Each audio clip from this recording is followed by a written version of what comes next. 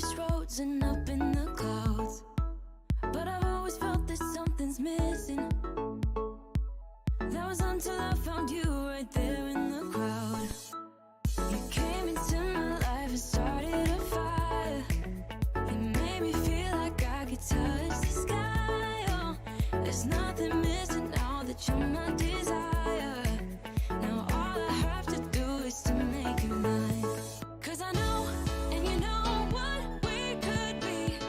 Like a song, like a perfect melody. Baby, don't say you don't believe in me, 'cause you know, and I know, we're onto something good. You know, and I know, we got something good.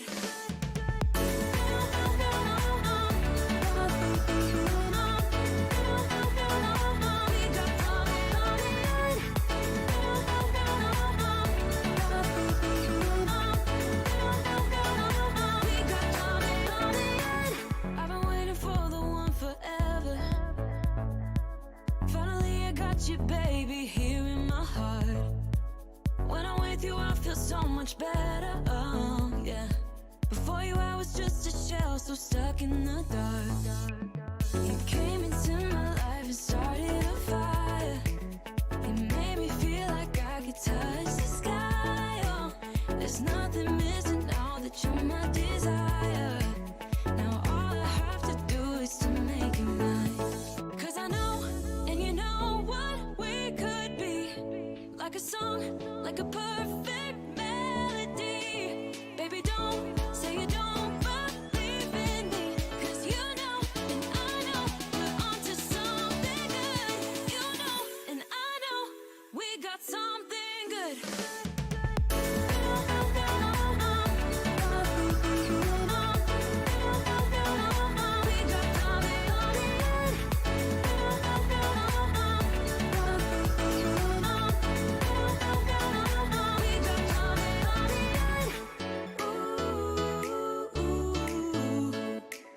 Follow your heart, baby, don't be shy.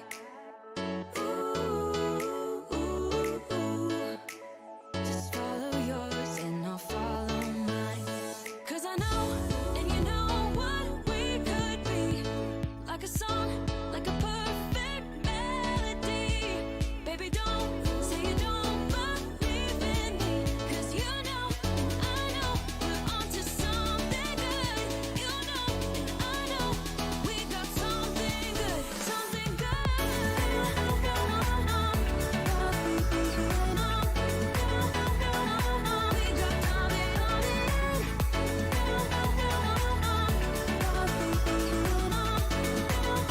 Something good. Life goes up and it goes down. I know my mom taught me that. I figured why we fool around so little, and we keep track of time, being so serious. Idiots thinking it will matter, keep me company downtown before the clock runs out. Sun is shining, but the rain is welcome too. Friends are nearby, don't need another view. Time is not on my mind, but then it's you. Oh, I love it when the love comes around, and then I remember all things must pass. But I'm not gonna wake up, wake up. I'm not ready, let me have another day. Don't wake up, wake up. Keep it steady, 'cause I'm happy, I'm not gonna wake up. No, no, not yet, whoa. No, not yet, whoa. No, no, not yet, whoa. I'm afraid I'll end up nowhere. They keep saying I'll be fine, but how you know that I'll be there when it feels like I'm lying every time someone asks how it goes, and I save the details that actually mean something. Sun is shining, but the rain is welcome too. Friends are nearby, don't need another view. Time is not on my mind, but then it's you. Oh, I love it when the love comes around, and then I remember all things must pass.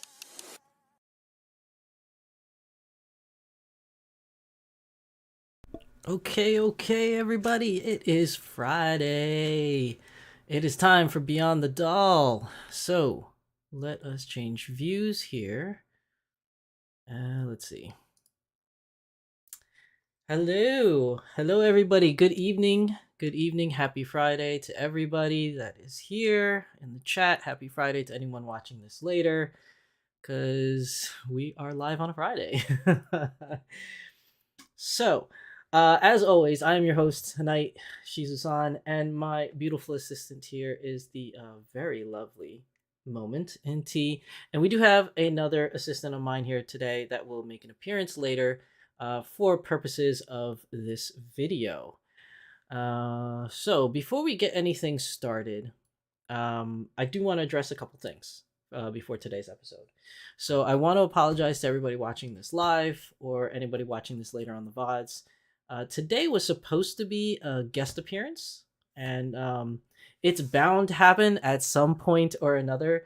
But scheduling conflicts kind of like ended up happening, and we didn't have a guest for today's episode. It was supposed to be a really big episode. I was really excited to have this guest on, but yeah, like I said, there was some scheduling conflicts, and like I said in many videos before, having guests is awesome. But I do stream on a Friday night, which a lot of people like to go out on Friday nights, but it's the only night I have really available to dedicate to this. Um, so I know it's a very busy night for most people to go out and do stuff. It's the beginning of the weekend, and it's late at night as well. So those of you that don't like staying up late, or people from around the world, this could be in your morning, could be the middle of the night for you, middle of the day, maybe you're at work or something. So it kind of doesn't lend itself to a good time frame to have this show, but it's the time that I have to devote to this. So scheduling just didn't work out. We were supposed to have it with a special guest. Hopefully, we'll be able to resolve some scheduling issues and have them on a later episode. So I just wanted to apologize everybody because I know I mentioned it in prior episodes and in the Doll Symposium that we would have a guest today. But we will try and reschedule that guest and get them on for a different day. Um, but yeah, that takes care of that. Next episode, we do have a guest though that has been scheduled for that date. So stay tuned for the next one. We'll have a very special guest on that one.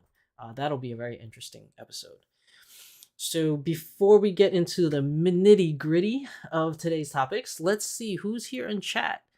PMB Sakura, good evening. Welcome, PMB Sakura. Welcome to the stream. Liz Marie, hello, it's doll time. Yes, that is absolutely correct, Liz Marie. Thank you for joining the stream as well. And I think that is everybody so far, at least that has said hello in the chat. For those of you that are just lurking, welcome.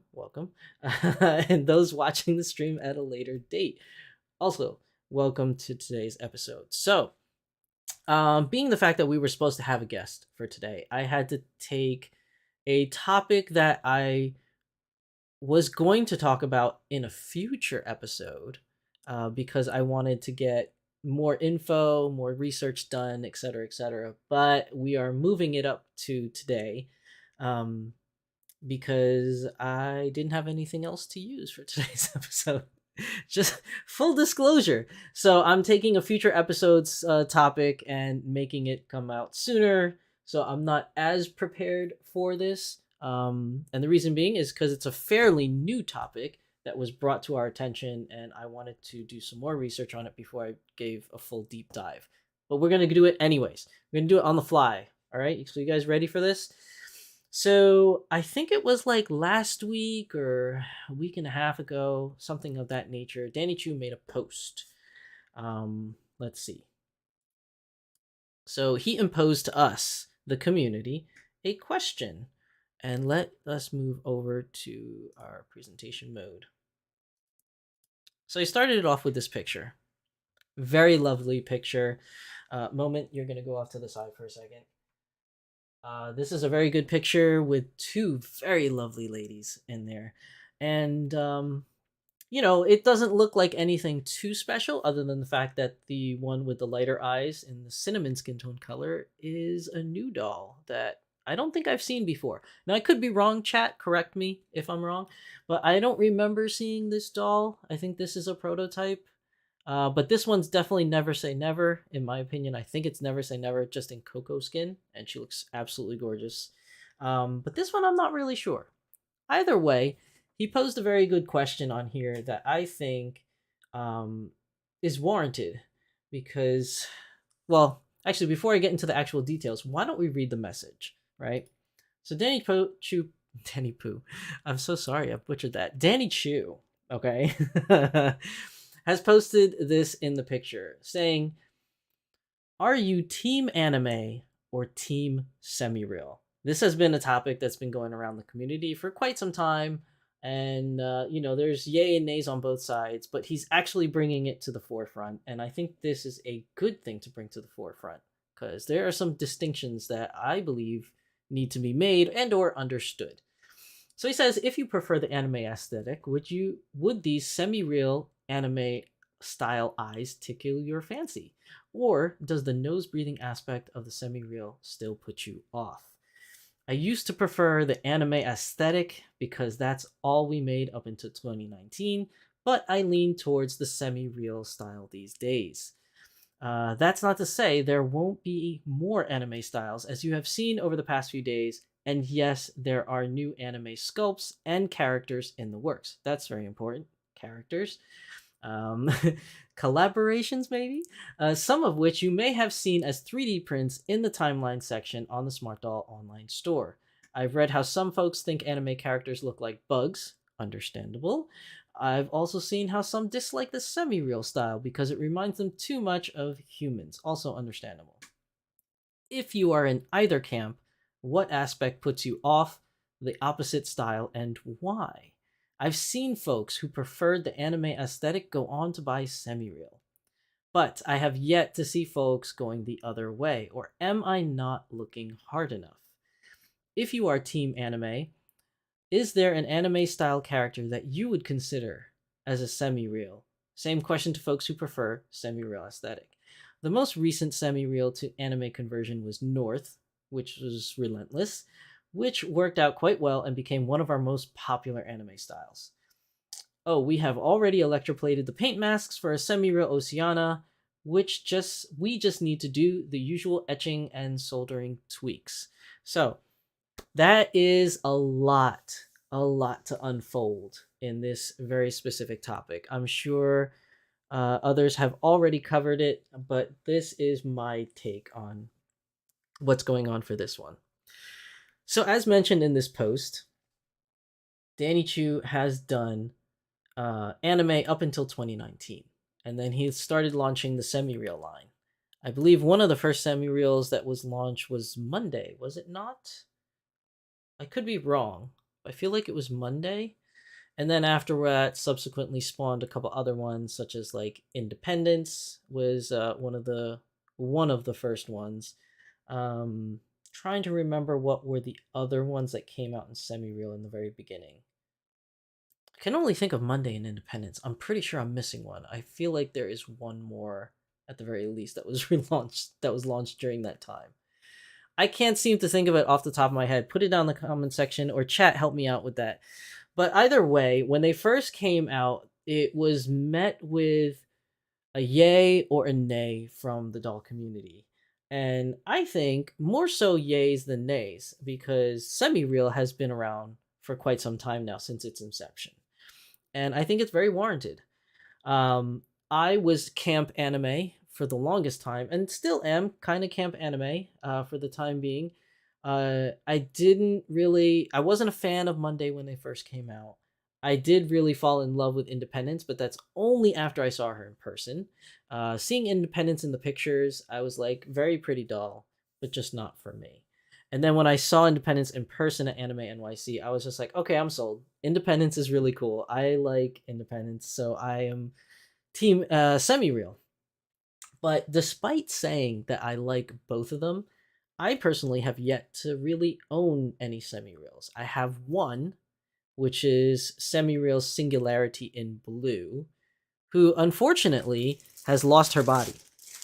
So, just so that you guys have like an idea. I want to show you an example too. I actually got my hands. I was very lucky. I got myself a Singularity in Interstellar Blue. It was my Pebble.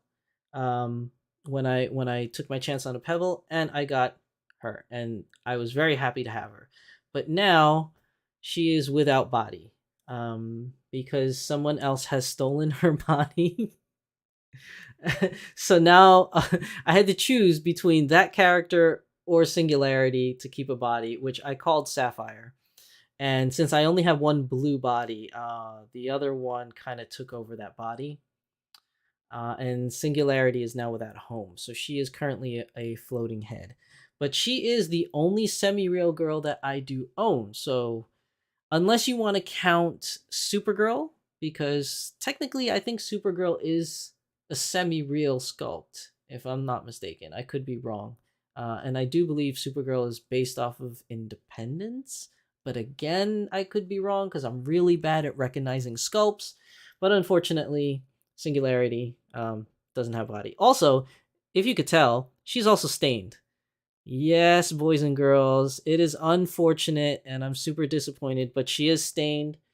I bought a wig, um, a third party wig. This is not a Smart Doll wig, if you guys know. I have a third party wig that was blue that I put on her because I thought it would look really nice, and it has stained her pretty little head. So obviously, if I put a wig on, you won't be able to see the stains, but it's there. I'm a little heartbroken about that, but I will not name the wig company because I'm not here to bash companies. That is not the point of that. But I just wanted to mention that Singularity currently does not have a body to call home, and that the fact that she is my only semi-real sculpt. Liz Marie said, I started semi-real. My first girl was Beyond, and she still is my favorite, but I really lean towards anime now.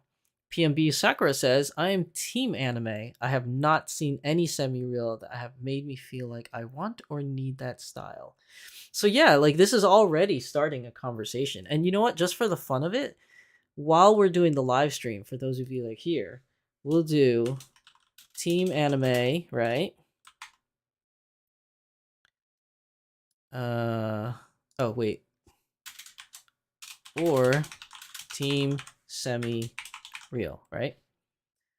So let's do anime, semi-real, and I'll give you guys a third option. Let's say both, right? So let's do a poll. Poll is up, people. Vote to your heart's desire while we continue to talk. So yeah, I mean, semi-real had I actually don't even want to say it had a rough start. I think from the inception, I think semi-real did pretty well, which is why it's still around till this day. Now remember, Danny Choo started with anime, and when he went to semi-real, at least in the very beginning, I don't know how much of it holds true now in today's smart doll land standing. Um, but I believe semi-real was created because Danny Choo wanted to give, the whole nostril look, but he was going for not really realistic, right? Hence why it's semi-real. But he wanted that video game CGI type character look and feel, which I think he nailed pretty well. I mean, they do look very lovely, and they do kind of give me that like video game-ish character kind of vibe, like a Drake Uncharted or a Lara Croft or something like that from video games. They do have that kind of vibe to the semi-real line. But the question still begs, are you team anime, team semi-real? And I think, and I don't know if it's any stretch of the imagination to say so, but I'm going to go out on a limb here, all right? And I know, oh, my chair keeps falling down. See, I keep getting shorter. Let me know, chat, if I keep getting shorter because my chair just keeps sinking. I don't think it's very far-fetched to say, and I think I'm going to get a lot of hate for saying this, or maybe some taboo for saying this, that Smart Doll, as in the company, as in Danny Choo, as in Culture Japan, or whatever you want to put it behind it, is on the forefront of creativity in the vinyl doll world. I said it. It's out there. Ooh, does that make some of you mad? Does that make some of you happy? I really think it's true. I believe Smart Doll and Culture Japan is really on the forefront, leading the way for vinyl doll community right now, which is small. Let's be fair. Let's be very fair. It is small compared to other dolls out there in the entire world, right? You are looking at the Barbie collectors, the Monster High collectors, the American Girl collectors. There's also the resin doll collectors, the plastic doll collectors, like Tonner dolls. All different kinds of dolls that are out there. And if you really want to like focus in on what this channel really is about, and many other channels that are growing nowadays, um, the vinyl doll community in specific. So we're singling out vinyl dolls, okay? So let's get rid of the plastic dolls like Barbie, Disney, Tonner, like all those kind of things. And we're going to also take out resin out of there because resin are resin, right? Strictly speaking, within the vinyl doll community, you have Smart Doll, you have Dolphy Dream, you have A Zone. I feel like there are other companies that are out there that I might be missing. I'm not really counting glides or pull ups because those are plastic. At least, correct me if I'm wrong. If they're not, then they're not. But I'm not really counting them in that field. Um, but I think those three companies are really on the forefront of specifically vinyl dolls. And if you look at it, I do believe Smart Doll as a company or Culture Japan is on the forefront of creativity. Now, before we delve further into why it's on the forefront of the creativity, let's go backwards and see where we all started, right? Um, Liz Marie says, I just looked across the room and I have 6 anime girls sitting around and 2 semi-real. I have a collection of floating heads, but that's who are dominating right now. Liz Marie says Obitsu. Obitsu will collab with A-Zone for the 1/3 scale sometimes. Yes, like companies like Obitsu. I didn't mention Obitsu specifically because Obitsu I feel like is more of a provider um than a forefront company like A-Zone. So Obitsu does create vinyl stuff all on their own, but most of their products are used for A-Zone products or used for Parabox dolls. So if you really want to, you can include Parabox onto that list of dolls. Um, for vinyl dolls, you can include Parabox. But Obitsu, yeah, we can include Obitsu, but Obitsu doesn't normally really they don't really release too many dolls solely from Obitsu. Usually there are a lot of collabs where companies like Parabox and companies like A-Zone use Obitsu bodies and buy Obitsu bodies for their products. But even if you want to add them and you add Obitsu, you add Parabox to the list, even comparing amongst them, I do believe that Smart Doll or Culture Japan is still on the forefront. So let's bring it back. Like I said, let's bring it back a little bit. Adika is silicone, so Adika is not vinyl.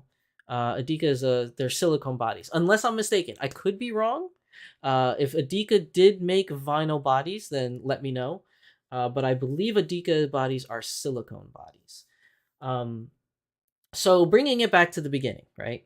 You could argue that the first doll company to make vinyl dolls could be Volks, right? But you can also make the argument that it's also Obitsu from way back in the day.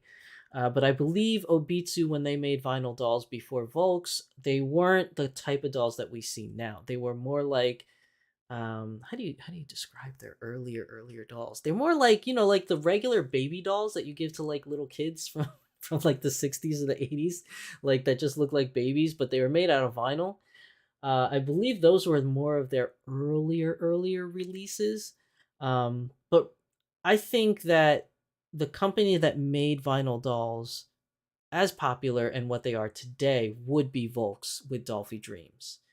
Um, they're the ones that created the initial, I want to say, vinyl anime doll that kind of caught a following and made it made this community of people that, hey, anime dolls are really cool and I really like them.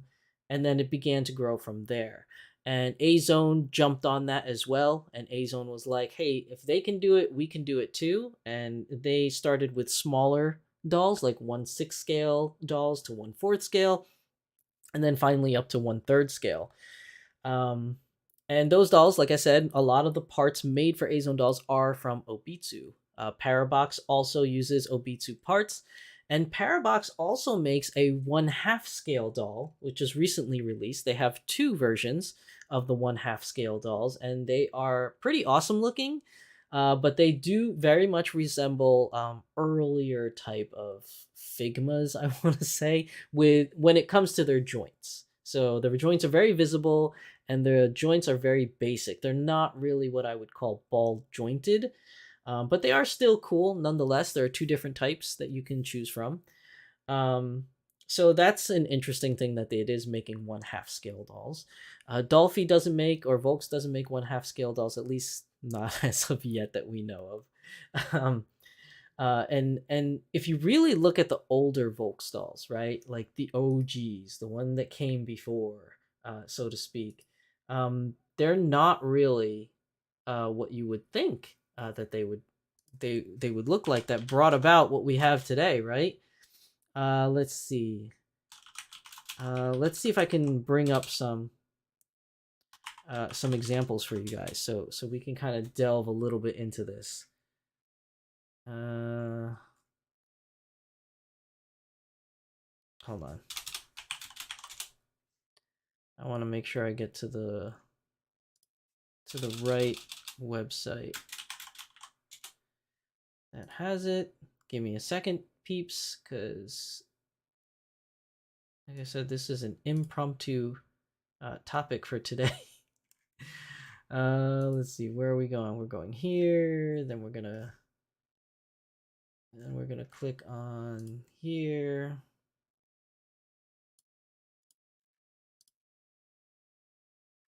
Oops. Oh, the website crashed. What?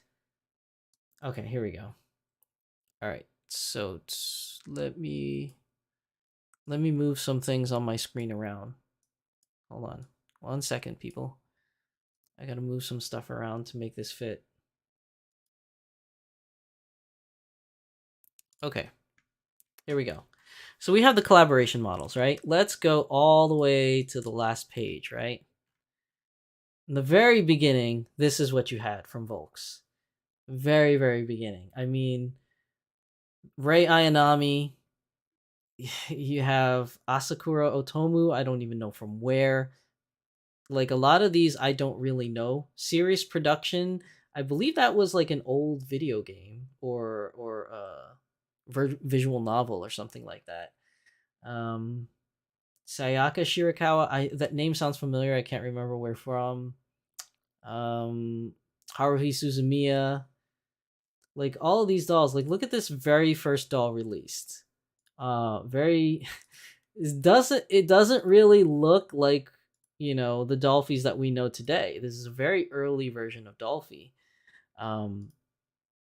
You know, like this one too, with the old school white skin. Like this is like white, not semi-white. Like this was white, like very pale skin. Almost like a ghost in nature. This, you can't even buy something in this skin tone color anymore, right? These are very, very early on. They even had, like, look at this, a closed eye version, much like what we see with Vision nowadays, from Smart Doll, and we haven't seen anything like this again emerge from Volks. But very, very different style of dolls. Not too much makeup also in there as much as we have now with the blush or the highlighting of the lips that we have nowadays with your more recent Volks characters. So let's see, anything else like that kind of just catches the eye. So you have more versions of Evangelion. You have Saber, the very first Saber that came out. More Haruhi Suzumiya characters. Yeah, so like very early on, this is what Volks looked like. And then, you know, that brings us to today, with these characters, much more expression in their face and in the sculpt, much more expression in the mouth than it used to be. The blush in these characters, the way that they sculpt the eyes is even different nowadays. So I mean, you really have a change that you're seeing coming from Volks, right? And the thing I think is really interesting about all of this is that it brought about, like, these dolls brought about a community that has grown and grown and grown over the years.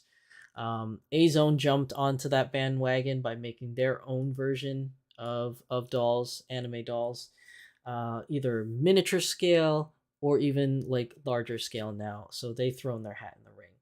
But from then, you had like a very minimal in makeup design or face sculpt differentiation to now you have a plethora of one-off collaboration only sculpts that people are really falling in love with, from Volks and from A-Zone. But that's mostly it, right? You have internal frames that have been changed from Volks. You had strings. The very first Dolphy Dreams were actually strung up. Then you had the inner skeleton. You had the DD2. Then you had the DD3. Now we have the DDF3. So there is changes. There is an evolve in style, not and functionality. So I don't own any of the older Dolphys, so I don't know how the vinyl differs from back then to the way the vinyl is now. But the vinyl is, I would assume, has evolved after a couple of years in making their vinyl products, as well as their skeletons has, as well as their makeup preparation and their actual sculpting and facial expressions in the sculpt has from Volks. I'm sinking, aren't I? I'm feeling. Um, Same thing with A-Zone. A-Zone had vinyl heads with hair implanted into the scalp. They had painted on eyes. And for the most part, they're starting to slowly step away with that with their Iris Collect version lines, where they're starting to add eye chips so you could change the eye chips. They're starting to add wigs so you could change wigs. All these things are changes for the better. All these things have created an evolution in the doll from the beginning till today. And then comes along Smart Doll. Along comes Danny Choo. Let's not forget, Danny Choo was a serious collector of Dolphy Dreams in the very beginning. He had a huge collection, dare I say, of Dolphy Dreams. And at some point, he decided he wanted to make his own doll. For whatever reasons, you can all speculate. The only person that would really know the reasons is Danny Choo himself. But for whatever reasons, he decided he wanted to make his own doll. And out came Smart Doll. And the original releases were very much so anime styled. It's very reminiscent of what he loved, what he collected. He just wanted his own style, his own characters. For example, the Mirai Millennium cast started with Mirai, with Kizuna.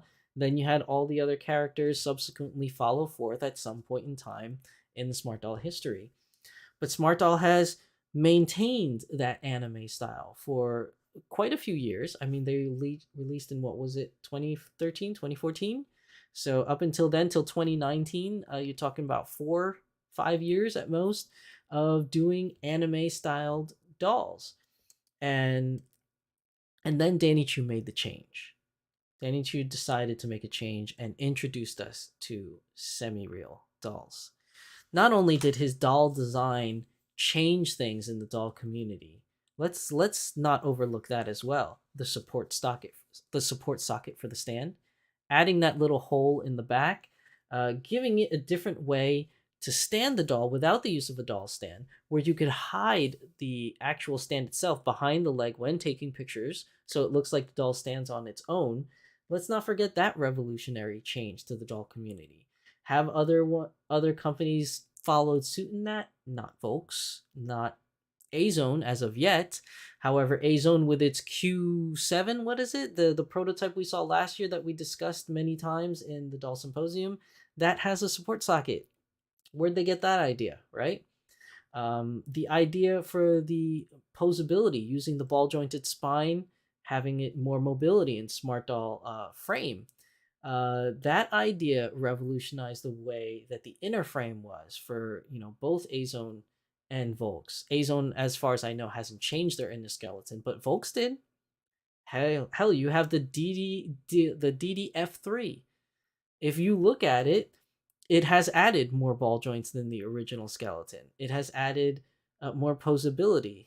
Dare I say, copied from Smart Doll? Who knows? Did they at least take certain cues from Culture Japan? Probably, in making their new DDF3. That was probably their response to the Smart Doll and Culture Japan inner frame. Um, so there's another innovation that Smart Doll has brought to the table. But semi-real is definitely one that I think that has changed the game as we know it when it comes to vinyl dolls, anime dolls, as I like to call them, anime dolls. Um, Very much so in the forefront with their semi-real, with their Smart Doll Plus, and hopefully soon to be Smart Doll Pocket at some point. We have yet to see how it would look or compare to anything of that scale that we have on the market. Maybe there is nothing on that particular scale. We don't know yet because it hasn't been released. Also with Cortex, Smart Doll went that extra step, created Cortex. Has anyone else done that? No. But has anyone copied that since? Yes, I believe so. Correct me if I'm wrong, chat, or anybody watching this at a later date. Correct me if I'm wrong. Smart Doll releases Smart Doll Cortex. Smart Doll Cortex, for those of you that don't know, is a Smart Doll that you can build. It was made from plastic, it's called Aciflex plastic. Very much so like a Gundam model kit. If you haven't built one before, you basically got these plastic pieces, you snap them together, and then it creates a robot. Same thing with the Smart Doll Cortex. You get all these pieces of a Smart Doll. You have the inner frame and you have the outer shell, and you would assemble it much like a robot or a Gundam kit. You would assemble it. Although the only difference is it required some finagling. Let's be honest. It required some finagling with the zip ties, some finagling with some glue aspects on there, and it had its problems. But overall, I think that Cortex was a success overall. It got people into the hobby that otherwise wasn't into it. We had quite a few people from the Gundam community at least purchase a Smart Doll Cortex and try it out and see if they liked it. And that didn't necessarily mean that they would go on and purchase more dolls or buy more anime dolls, but it was exposed to a whole new community. And even though Cortex is gone, I still think it was a win for the community and outreaching to a lot of different people that are not in the hobby. And I'm sinking again, aren't I? I feel like the chair is sinking. Um, so yeah, I mean, talk about innovation. You know, let's that is a lot of things that Smart Doll has accomplished and that has changed the vinyl doll industry, I believe, for the better. Now, getting to the point of what today's topic is team anime or semi-real. When we talk about semi-real, as in Danny Choo's aspects, we have the nostrils, right? The nose. We have the jawline, right? The difference in jawline and head shape, a little bit smaller. It's not as ovally or fat and anime looking. And the eye shape, much smaller. The eye chips, much smaller. Much more rounder too. If you have a collection of eyes for semi-real or anime eyes from Smart Doll, you can definitely see the differences. With the anime eyes, they're more oval, they're bigger irises, bigger pupils, giving that big doughy anime kind of look that we all come to love. But if you look at the semi-real eyes, they're actually not oval.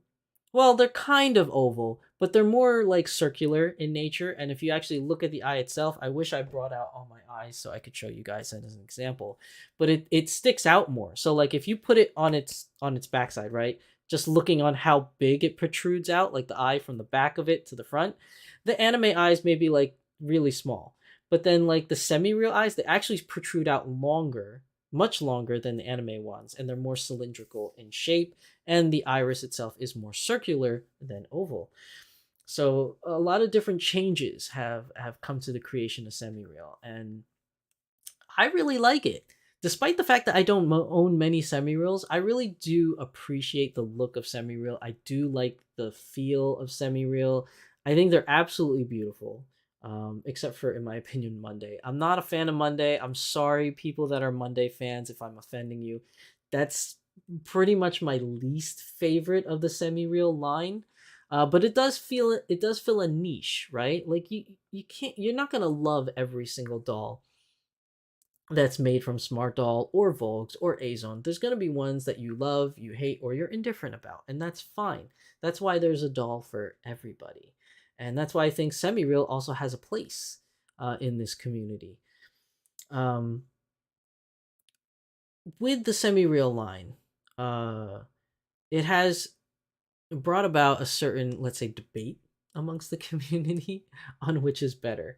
Now, Danny Choo is right in saying in his post here, he was right in saying that if you are in either camp, what aspect puts you off? I've seen folks who prefer the anime aesthetic go on to buy semi-real, but I have yet to see folks going the other way, or am I not looking hard enough? I think that there are people going the other way. I believe that there are individuals that started off with semi-real that ended up buying anime. But I think that those individuals are so few in number that it's easy to miss. It's easy to overlook that because the individuals that have moved from semi-real to anime is a much more smaller crowd than the individuals that have moved from anime to semi-real, right? And that's not to say that, oh, if people like semi-real but not much anime so they don't buy them, and then people from anime moving to semi-real, that doesn't mean that semi-real is now king.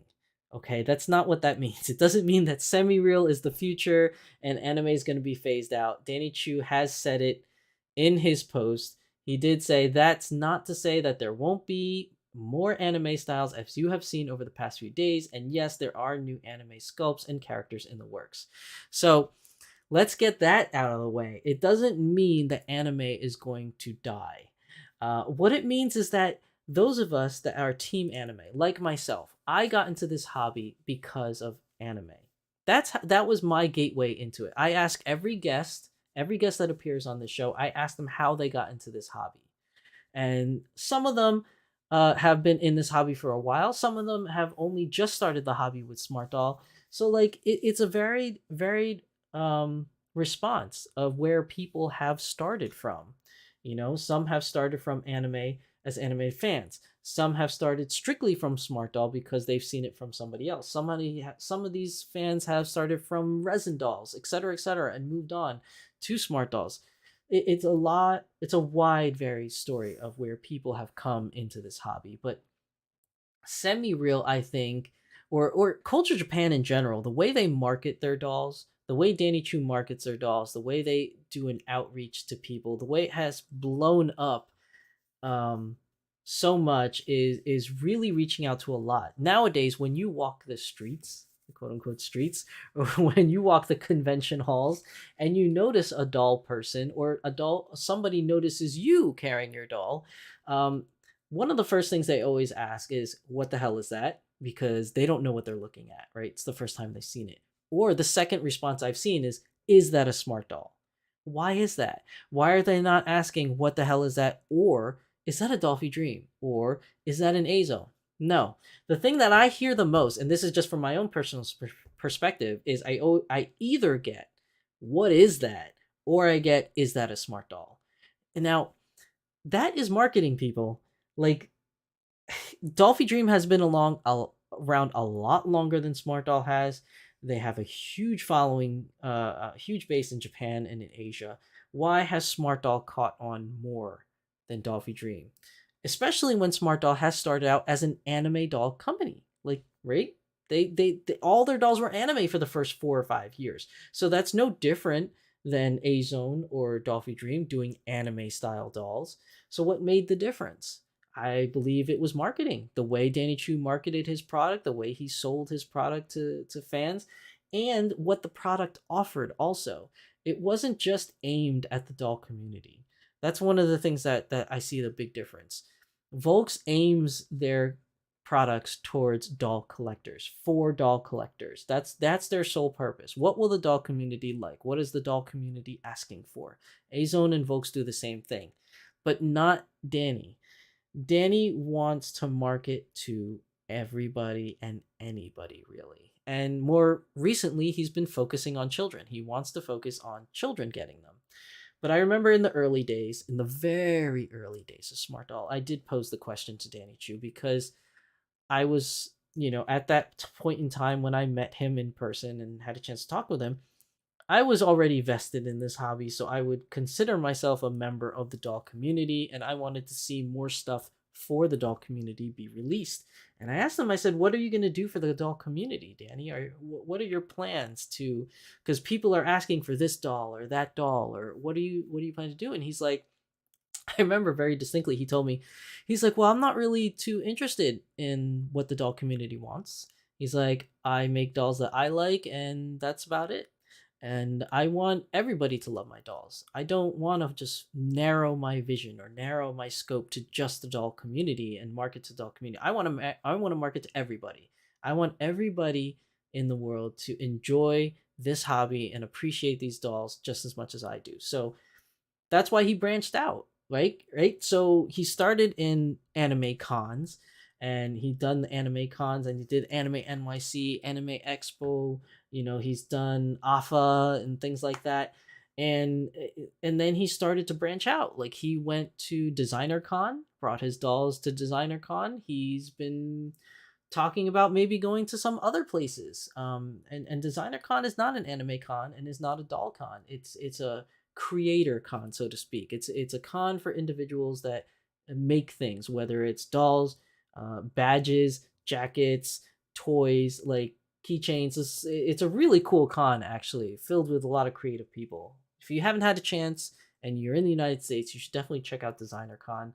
I'm gonna try to go the next time I get a chance to. Um, but and he's been marketing to children a lot more. And that's been his mantra for the past like year or so. And I think that is what's getting around. And and because of that, many people have discovered him. He tried the fashion show, right? He did the doll fashion show that caught a couple eyes. He's done his own YouTube commercials. Uh, Albeit he's only done one commercial, and it's pretty much a doozy. It's a great commercial. I love it to death. I play it every chance I get when I expose new doll people to the hobby. I think it's a fantastic commercial. He does his own posts. He's very open about the way he advertises his company. A lot of things that he posts, some people say he shouldn't. Some people say it's great that he does. I'm more on the camp that I think it's great. I think it's awesome to have that connectivity with the creator of a product that you fall in love with.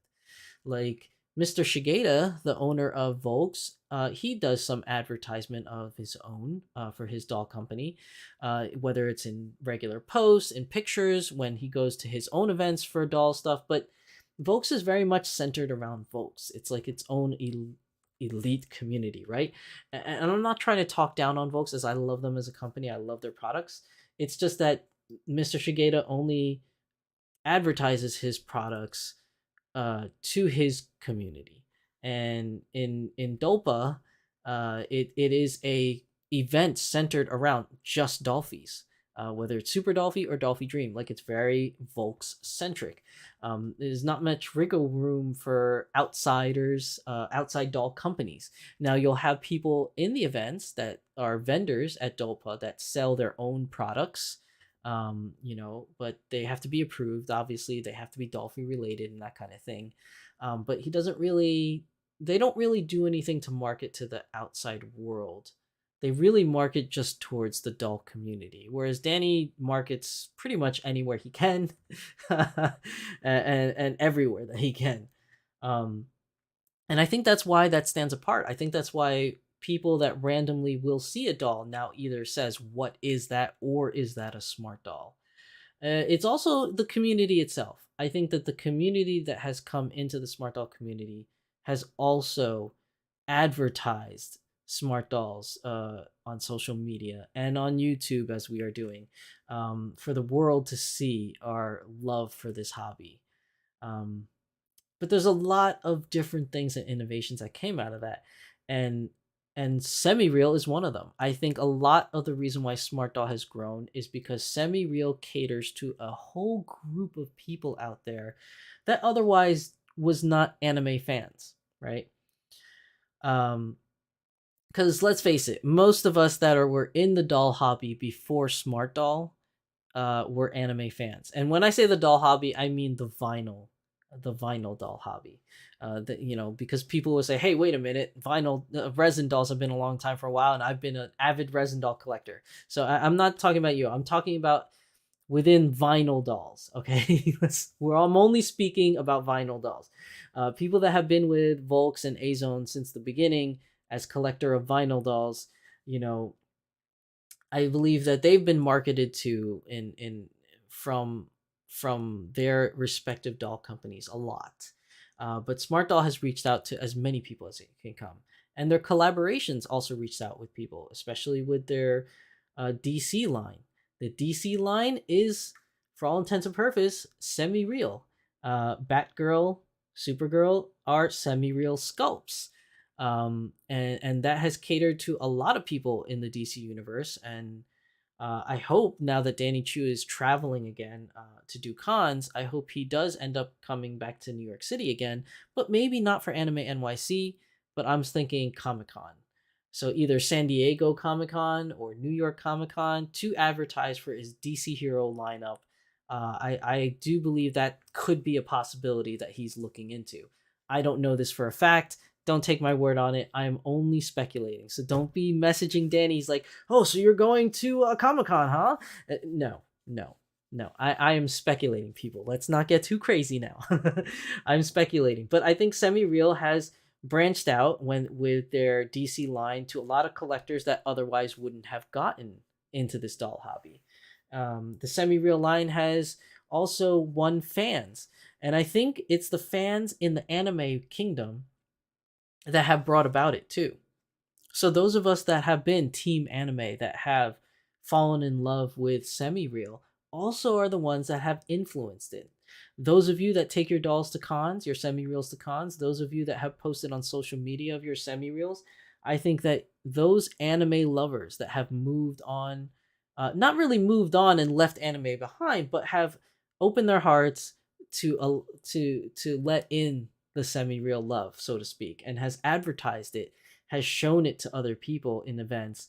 And I think that also uh, brought new people into the hobby that otherwise wouldn't have been a part of it because they're just not into the anime feel or the anime look of these dolls that they pretty much have been for years. So semi-real is a game changer. It definitely is a game changer. And whether you are team anime or team semi-real, I think that it is good for the community.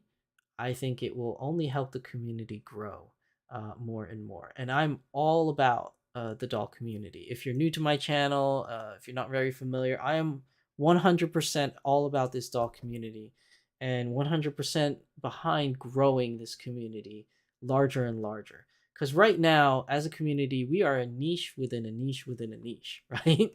So we are a niche as in doll collectors. It's not like a huge hobby, but it is big. But within the doll community, you know, vinyl dolls is already a niche within that community. And then, you know, Asian dolls or anime dolls is a niche within a niche of a community. So we're very small.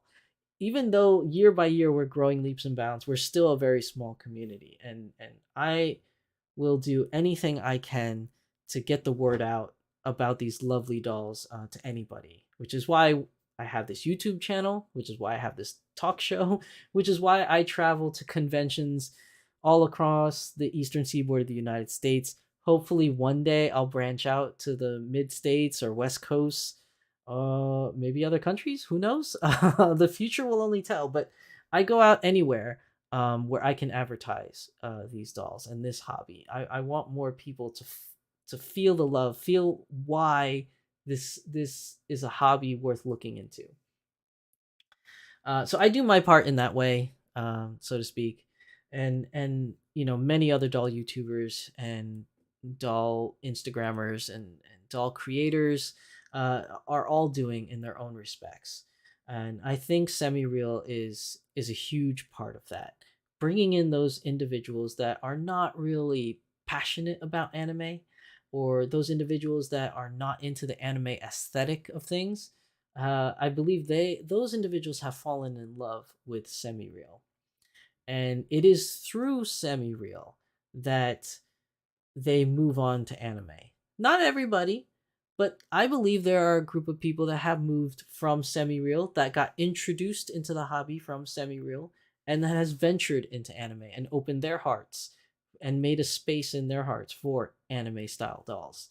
Um, and like I said before, anime lovers have opened their hearts and made space in their hearts for semi-real dolls, and they definitely have a place in this community, and from now and into the future. And time will only tell how much more of an impact that will be in our doll community, or in the world in general. As hobbyists, as enthusiasts or collectors, or just individuals that stumble upon it. Semi-real has done that, and we owe a lot of the popularity to our hobby in semi-real. And semi-real also influences others. So before I go on to that little tangent, let me check in with chat, because I kind of missed a couple of these messages here. Let's see. So Liz Marie says, my first 1/3 was a pre-loved Dolphy DDH11. Ooh, a rare head on a DD sister body. I love her face so much, she basically led me to Smart Doll. PMB Sakura says, my first was Smart Doll Julia. Julia was a very lovely sculpt. It's a shame that Julia's gone. Maybe Julia will make a comeback, but Julia was lovely. I really did like her. Crypt says, mine was Sana. Sana was a good one. PNB Soccer says, Cortex is good. The seams are minimal. A few of the licensed characters are hybrid between Cortex and normal vinyl, like Mika and Shiki, to keep costs down. That is true. Cortex, I think, was good. If you can get over the fact that there are seam lines, that's one thing. Some of the posability issues, if you swiped out the Cortex bust for a vinyl bust, it kind of solved those issues. But I mean, there were issues that people had with it, with pieces falling apart. Some of the smaller edges of the bicep, like breaking apart, that was an issue for some individuals. But it really depends on what you do with your dolls. Like, none of my Cortexes have broken. I've never had any problems with my Cortexes, but also my Cortexes mostly stay in a cabinet. Unless I go to a con or something, then I'll bring them out. But usually they stay in the cabinet. I don't really do much with them other than that. I am a collector and enthusiast by trade, but I am not a creator. So some creators have to move their dolls and pose their dolls in different ways in order to make products for them, as they use their dolls as mannequins. But I think Cortex had a lot of advantages, and I think it's very comforting, I guess you could say, to know that Danny Choo posted a picture on his timeline, and I talked about it in the last episode of Doll Symposium. He posted a picture of two individuals on his team, what looks or appears to look like they are working or looking at Cortex again. There was a bunch of Cortex pieces scattered around the table, and they were looking at schematics of something. I couldn't tell what it was. So that is a very comforting picture to see, that maybe Cortex might be revamped and come back. Who knows? All speculation here, people. I'm not saying anything's going to happen. I don't know if anything's going to happen. I'm just speculating from what I saw in the picture. But I do like Cortex, and I hope it does come back. I really do. Liz says, my two semi-reels that never share their bodies are Beyond and Kabuki, because I just always want to see them. Oh, Kabuki's cool. Kabuki's a cool one. And Beyond is also a very nice doll. But Beyond, if I'm not mistaken, is Beyond the one... Because I'm trying to picture Beyond in my head. She's the one that's kind of modeled after Monday, right? Am I wrong? Let me know, Liz. Me, I'm in the minority. I love my anime girls, and most of my want list is anime. I had someone slow down and yell out a car window. What is that? Yeah, that happens. That happens, Liz. You'll have random people being like, "What is that?" or "What the hell is that?" or other like versions of that. Oh, Liz says no. Okay, I'm trying to remember which one was Smart Doll Beyond. She's the only doll with her sculpt. Hold on, I'm gonna search it up again. Beyond.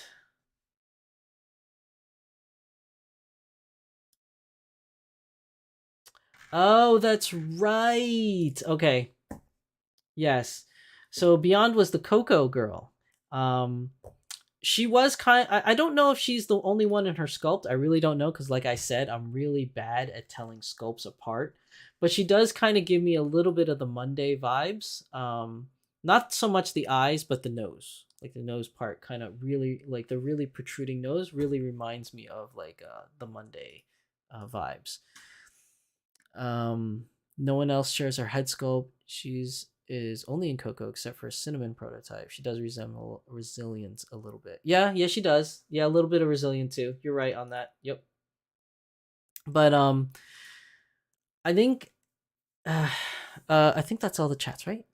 Yeah, that's all the chats. Okay. So going into my reasoning of how semi-real has changed the community, right? Here's an interesting thing, right? I don't know if anybody else has picked this up, and maybe I'm just talking out my behind. Okay, so I could be totally wrong about this, but let me know, chat, or let me know in the comment section below for those of you watching this at a later date. Okay, semi real has influenced. Ready for it? Volks. Let that simmer, people. Let that simmer. Has Danny Choo done it again and influenced another company? He's already done it with the inner frame. So his inner frame has prompted Volks with their own response to an inner frame with the DDF3. I mentioned that before. Now, obviously, I don't have anything to back that up. It's not like Volks contacted me or I have some secret bat phone to Volks and they told me, hey, yeah, we felt threatened and we made a new skeleton. No, no, no. This is just my hot take, okay?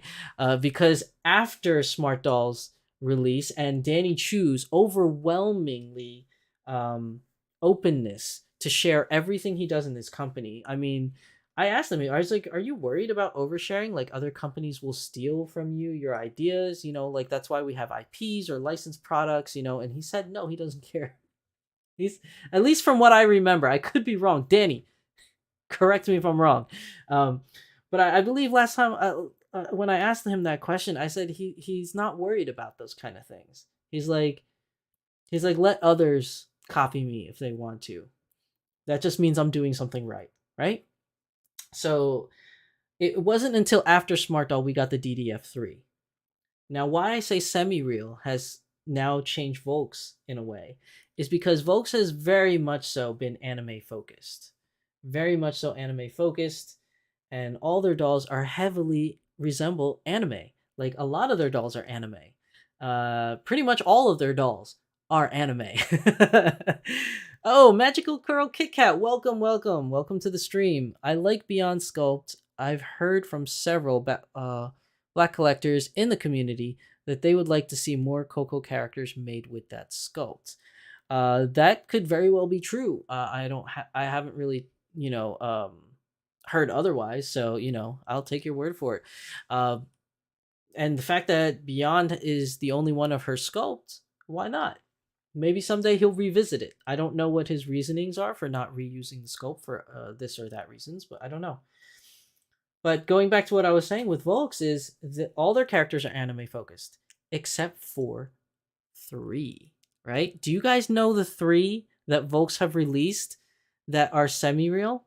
Now, mind you, that these dolls were not advertised as semi-real. It's not like Volks was like, hey, check out our new line of dolls, our semi-real dolls. No.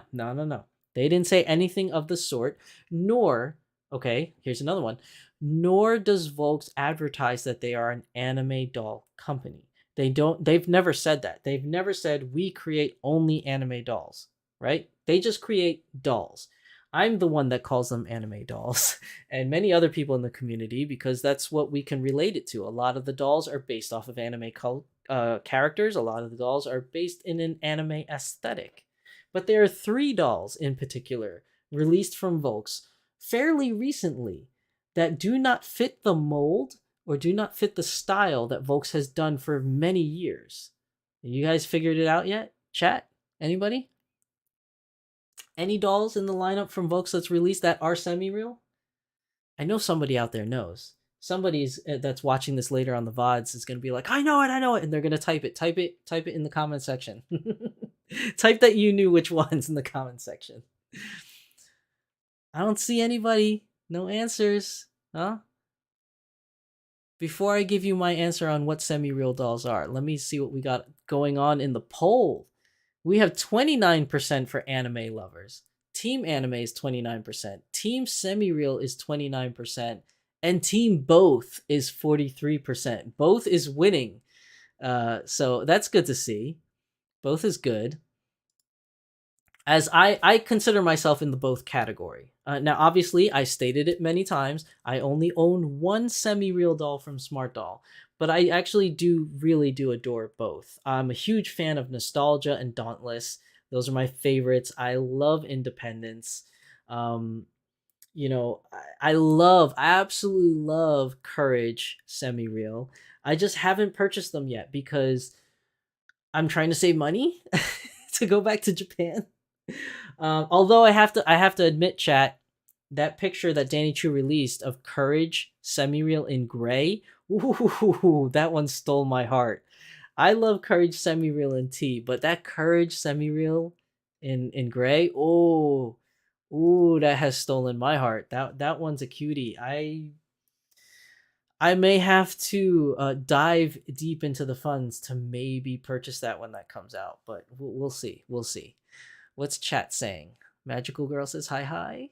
Hello, Somi. Hi, Shizusan in chat. Happy to catch the stream live. Welcome, Somi. Welcome to the stream. Long time no see. That one doll that is semi-real. Anybody know? Liz Marie says the licensed ones. Yes, the licensed ones. Yes, that's true. But which ones? Magical Girl KitKat says the Disney ones. You're not wrong. The Disney ones do have a semi-real feel to the Volks dolls, most definitely, but that is because they are resin dolls. Their resin line has been mostly what you would call semi-real-ish. Resin is its own character in and of itself, its own standard type of dolls. Those mostly are more realistic looking in nature.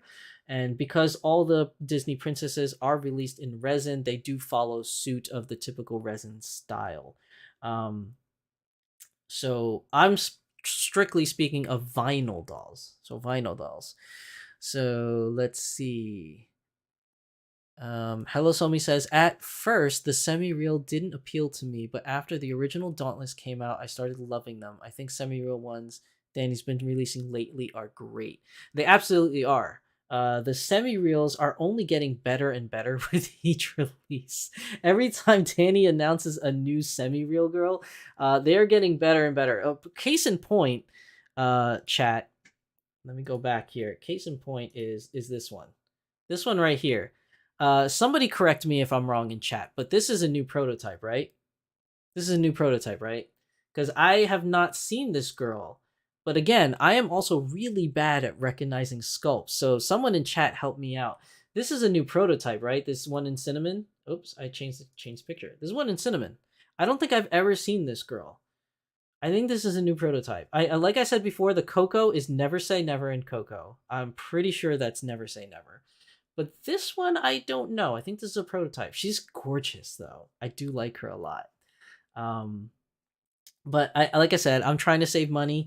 At some point, I will get another semi-real girl, and it most likely will be probably Courage semi-real. Because I am absolutely in love with Courage semi-real.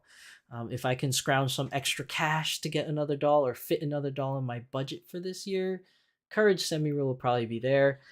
Whether or not I get T or gray is a big toss-up. I don't know. Magical Girl KitKat says standard models. She also says I'm done. If she's not, if she didn't get it right, she says I'm done. Liz Marie says Yestola. Magical Girl also says Super Dolphy standard. Hello Sony says I'm not good at knowing all the sculpts either. Magical Girl says, I think semi-reels still look true to anime. I've never felt they aren't anime. No, semi-real is exactly what it says. It's not entirely realistic looking. It's semi-real. So it's not anime either. It's Danny Choo mentioned it like a long time ago when he first introduced semi-real. He kind of the goal was to kind of make it more like CGI video game-ish character looking, like a Lara Croft from Tomb Raider, like a Drake's Uncharted kind of character, like kind of aspect of things. Maybe ooh, Danny is so into post-apocalyptic. Can we get a Last of Us collaboration, Danny? Can we get an L? I'm looking forward to an L. Can we get an L from The Last of Us smart doll? That would be pretty interesting, and that will mesh very well with your post-apocalyptic theme. I would like to see a Last of Us doll. But yeah, I think I've dragged this on long enough. I tried to see how many people can actually find out what collaborations from Volks are actually influenced by Smart Doll Semi-Real and created Semi-Real themselves. So let me move a couple windows around so I can actually show you guys what this is going to look like. All right, hold on. Can we get... I'm looking for the picture right now. Give me 1 second, chat. Where is it? Where is it? Where's the picture? Okay. Here we go. I got the picture up. So you guys ready for this? You guys you're all in suspense. Oh no, the picture changed. Okay, whatever. I'm going to start with this picture. Okay. Here we go. This is Volk's version, I believe, of semi-real. Boom. Boom. Drop the mic. So you have Nier Automata released from Volks. And if you go to this picture, what do we see here, chat? What do we see here that's different than any other Volks character that has been released? We have the smaller eyes. We have the circular pupils in the eyes. We have the protruding nose with nostrils, might I add. The more accentuated lips. It's a little bit more puckered, more so than any of the other dolls they've ever done, which were mostly lines. So, I mean, this is Volk's response to semi-real. This is their very first semi-real. Correct me if I'm wrong, chat. Anybody watching the videos at a later date, correct me if I'm wrong in the comment section down below. Volks has always made and always have made anime style dolls, anime collaboration dolls. Look at this. Matoi. This is from that game. What is it called? Fantasy Star. I'm sorry, Fantasy Star. You got, the Sailor Moons. You got your Idol Masters. You got your Vocaloids. You got your Fate Grand Orders, your Sword Art Onlines, your ReZeros. You have all these characters.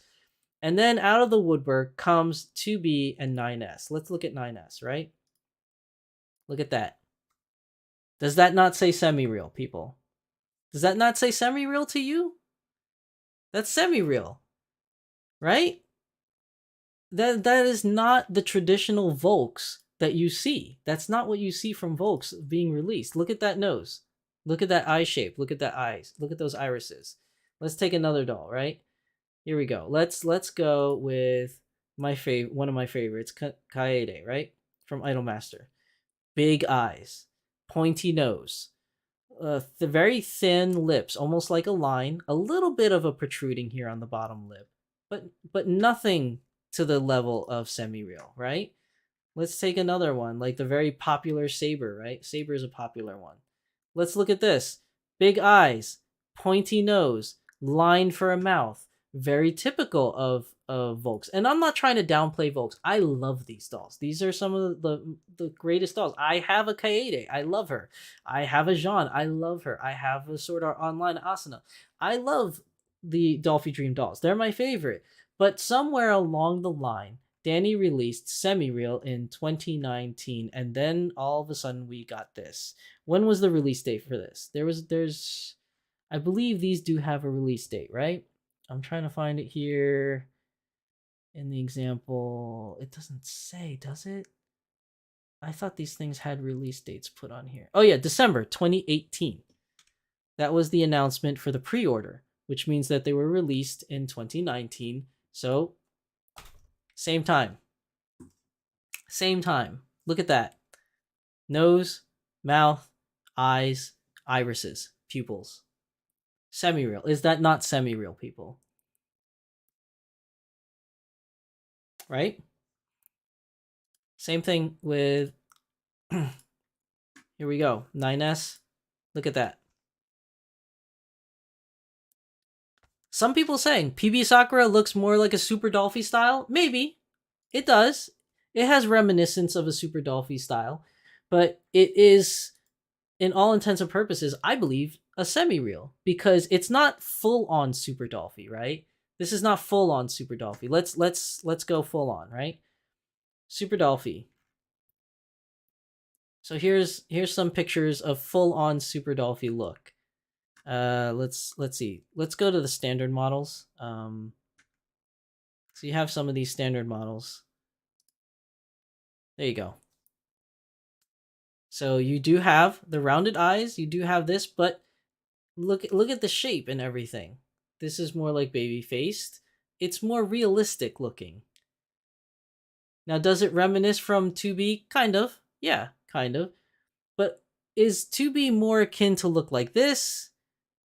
Or is 2B more akin to look like, I don't know. Let's go to semi-real style, right?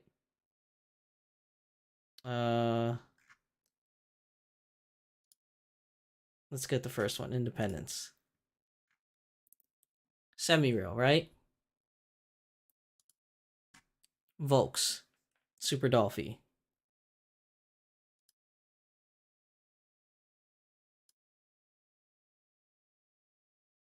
What do you guys think? There's a difference.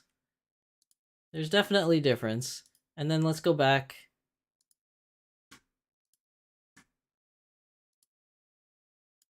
Can I make this picture bigger? I can't make it bigger, can I? I can't blow it up. Aw. But look at that. It's not entirely like Super Dolphy. I mean, it still has the proportions of the vinyl, of the way and the look and the feel of the vinyl. Same thing with the eyebrows. Now the eyes are the same. The mouth is not the same because Super Dolphys, I believe, and correct me if I'm wrong, the Super Dolphys have more gloss on the lips. Now maybe this is an aesthetic choice because it's near automata and most of it's kind of like a little darker coloring. So that's fine. I could take that into consideration, but I believe this is more akin to semi-real. It does look more of an anime face, but a little bit semi-realistic, hence semi-real. But I mean, look, I'm not trying to claim that I am the authority on this. I'm not saying listen to my point of view and that's the only point of view. This is why we have chat, why I love talking with chat. PB Sakura is not wrong. It does look like a Super Dolphy style, but I would argue that it's half a Super Dolphy and half a Dolphy Dream. It's definitely, I think, Volks's version of a semi-real. I think that Danny's semi-real dolls has opened up an avenue for other doll companies to say, hey, there's a market for this. People like this. Because they could have released, an anime version of this, maybe, if they wanted to. There is now a Near Automata anime, if they wanted to, I guess.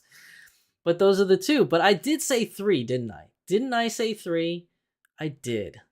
I said that there were 3 of them. Well,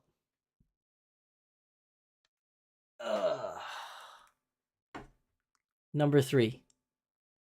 Number 3 semi-real from Volks. You have Y'shtola. And Liz Marie got it right because Liz Marie did say it earlier in chat. Y'shtola is semi-real. For all intents and purposes, this is Dolphy Dream Volks version of semi-real. Now, because you guys can't see it very well, when I'm holding the doll up, let's go look at her, right? Let's go look at her.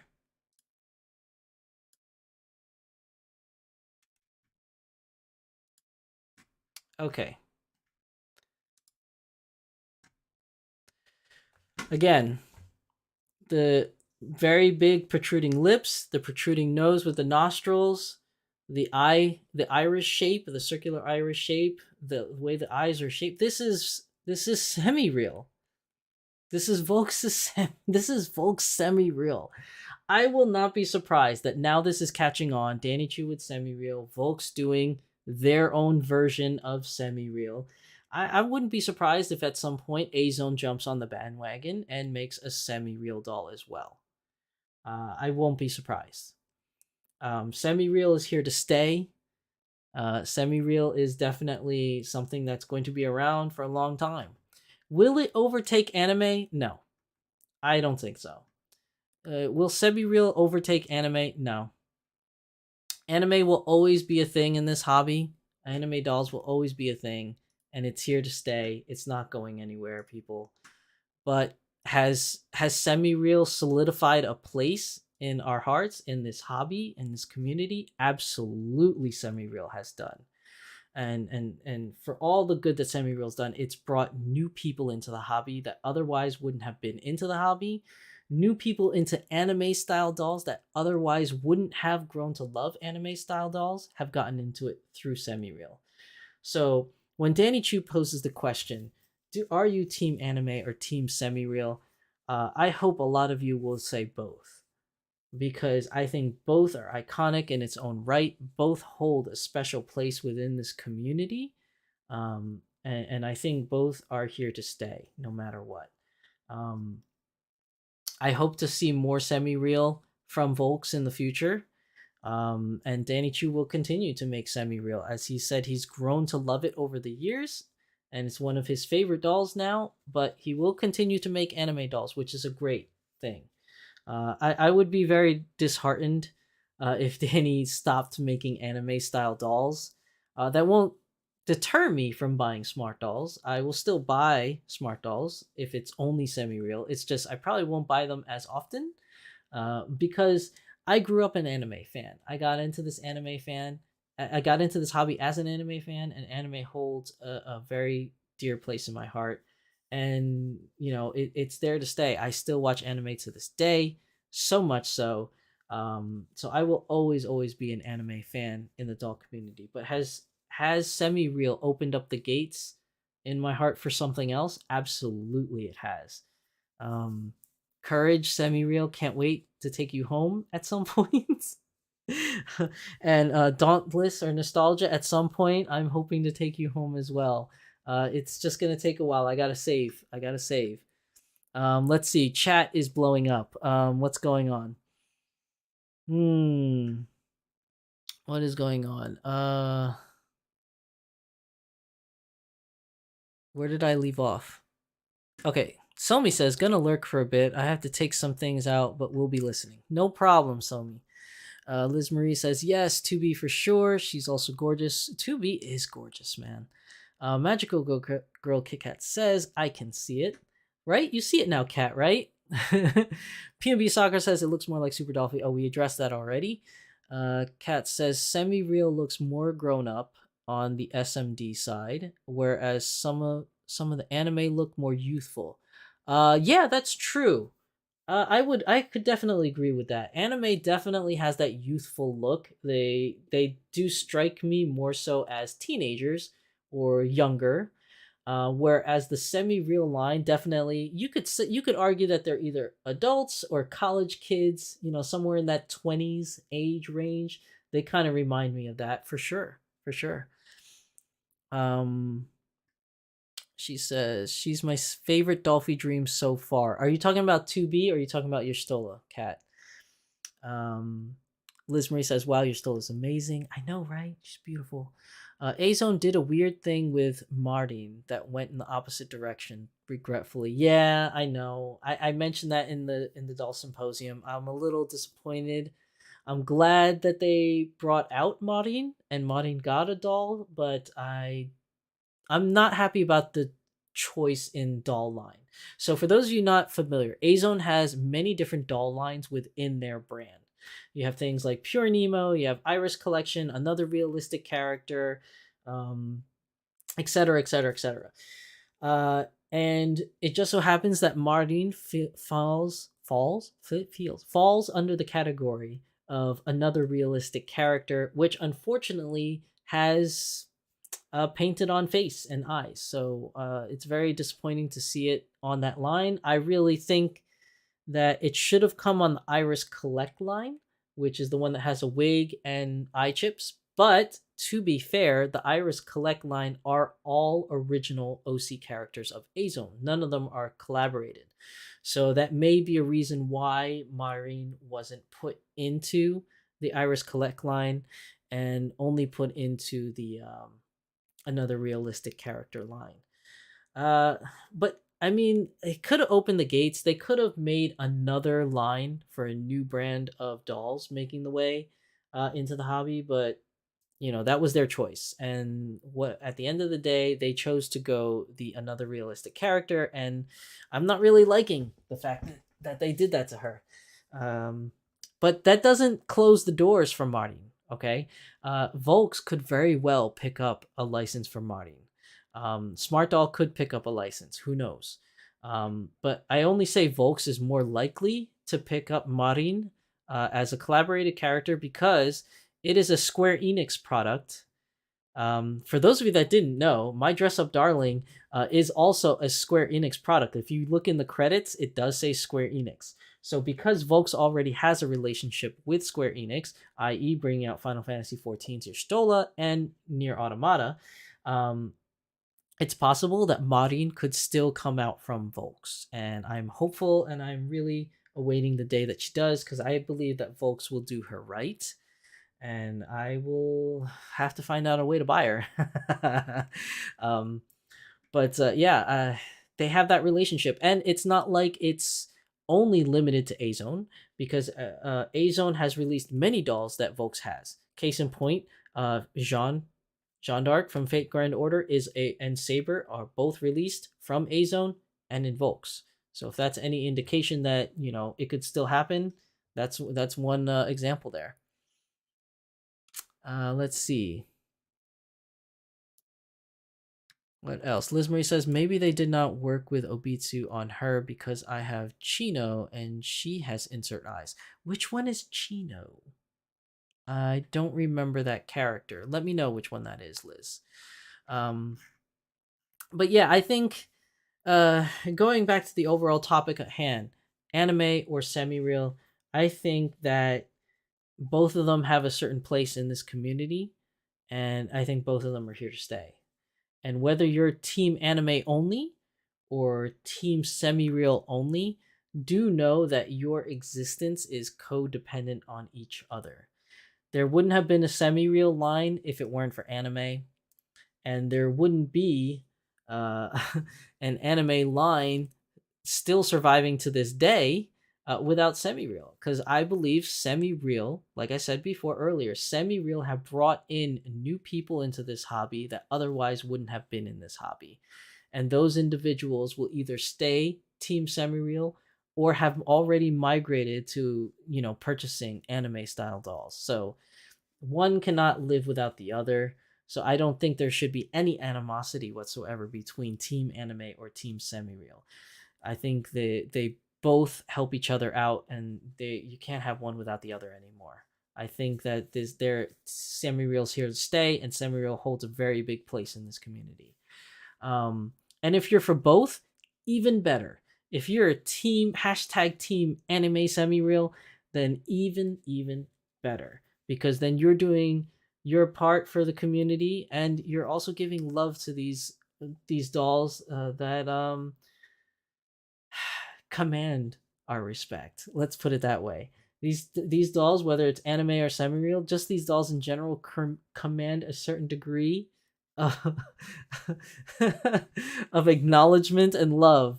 Like they're just in the room and it lights your face, right? It makes you smile. It makes you feel all warm and good inside.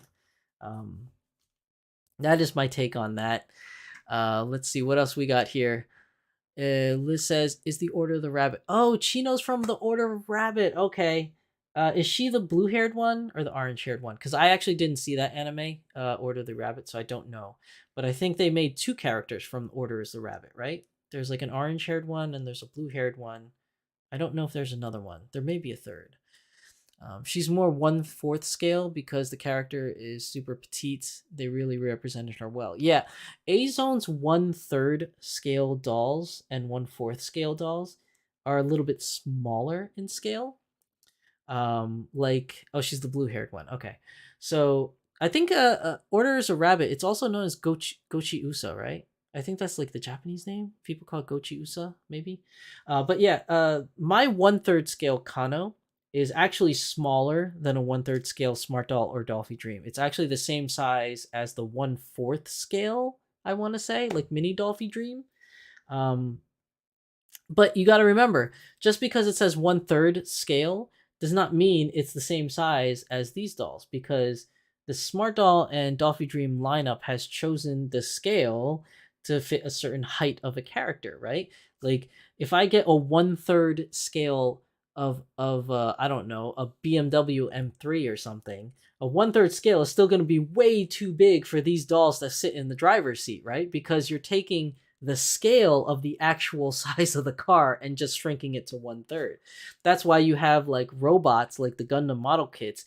It says a 1/100th scale, because if you did a 1/3 scale, it'd be way bigger than any of these dolls here. So A Zone has a different measurement because A Zone has an idea that their characters are a certain height. And then when they shrunk that height down to 1/3 scale, that ends up being the height for that. But yeah, it's a little bit different in their scales. Yes, they did. Maybe they did 3 of the girls. You must watch that series. It's hilarious. A lot of people have told me it's good. I haven't seen it yet. PMB Sakura, I am making a 1/3 scale 2CV. What is a 2CV? Is that a Near Automata term? Because I only played the first game and I only got one ending and then I stopped playing it because the game was cool and it was a good experience. I enjoyed the experience of playing it, but the fact that I had to play it over and over to get different endings kind of like was like a turnoff for me. That's why I'm more akin of like JRPGs where I just kind of like go through the whole story and do some side quests and then finish the story. And then when I finish the story, I'm kind of done with the game. Um, but let's see. A 1/3 scale 2CV is a French car. Oh, it's a car. You're making a 1/3 scale car? Oh, for your dolls? You're making that would be cool. I want to see that. You're making a 1/3 scale for the dolls? I want to see that, PMB Sakura. Send it to me in my Twitter or Instagram. You can direct message me or something, or post it so that everybody can see it on your account, whichever account that you post on social media. But that would be cool. I've been toying around with the idea of possibly making myself a 1/3 scale car for my dolls. And the biggest reason why I haven't actually gotten down to do it is because after I make it, I have nowhere to put it. I have nowhere to put it. Like I made a couch for my dolls and I it's in the basement collecting dust because the couch is so big. I made a big L-shaped couch so it can fit multiple dolls, but the couch is so big that I have nowhere to put it in my house. You guys have to understand, right? In my house, my wife rules. She's the queen. She's the leader of this house. Don't let it fool you. Any guy that tells you that they wear the pants in the family, it's because the wife lets them wear the pants in the family. Okay, the wife really runs the home. Okay, my wife has a say in things, and this room that you see here is all my space that I can keep my things, and I cannot fit all my dolls and this couch in this room. I have a small area right side outside of this door that I am allowed to keep my dolls in, but the rest of the house I don't put any of my stuff. I'm not allowed to put any of my stuff. And that's fine. I don't really need to decorate all over the house. It's just I do wish I had a little bit more space to display them. But if I were to make a 1/3 scale car, I just have nowhere to put it. I have absolutely nowhere to put it. And I feel like it would just waste away in the basement afterwards of taking a few photos and things like that. So I haven't really gotten around to do it. Maybe one day. If I get a new house and we get more room, maybe I'll do it one day. But that sounds cool. I would like to see a 1/3 scale car. Crypt, you have a generous wife. I know, right? Not many guys get their own little room like this, even though it's the size of 2 telephone booths. You know, amongst my really close friends from when I was growing up as a young kid, I am the only one that has my own room. So I am very lucky. I'm very lucky that my wife is generous like that. PMB Sakura, it is sitting on my coffee table for now. I plan on making it radio controlled. That would be cool. that would also be scary at the same time, because you put the dolls in there, God forbid you take a turn and they tumble. I'd be very scared for what may happen to your dolls if it flips over. So be careful driving that radio controlled car with the dolls in it. But yeah, I mean, going back to the whole argument of team semi-real, team anime, I think it's a very important question that Danny Chu has posed upon us. Of this, are you team anime or are you team semi-real? I think we have already established that team anime from today's discussion. Anime and semi-real are here to stay. No matter what, I believe it's here to stay. But to answer his other question, seeing anime aesthetic go on to buy a semi-real, that has definitely happened. I bought a semi-real, and I do plan in buying another semi-real in the future, which hopefully will be Courage semi-real. And a lot of my friends in the hobby have moved on from buying anime, and then also not moved on. I keep using the wrong terminology. They haven't stopped buying anime dolls, but they have, opened the spot in their heart for semi-real and found a love for semi-real, and they own semi-reals now too.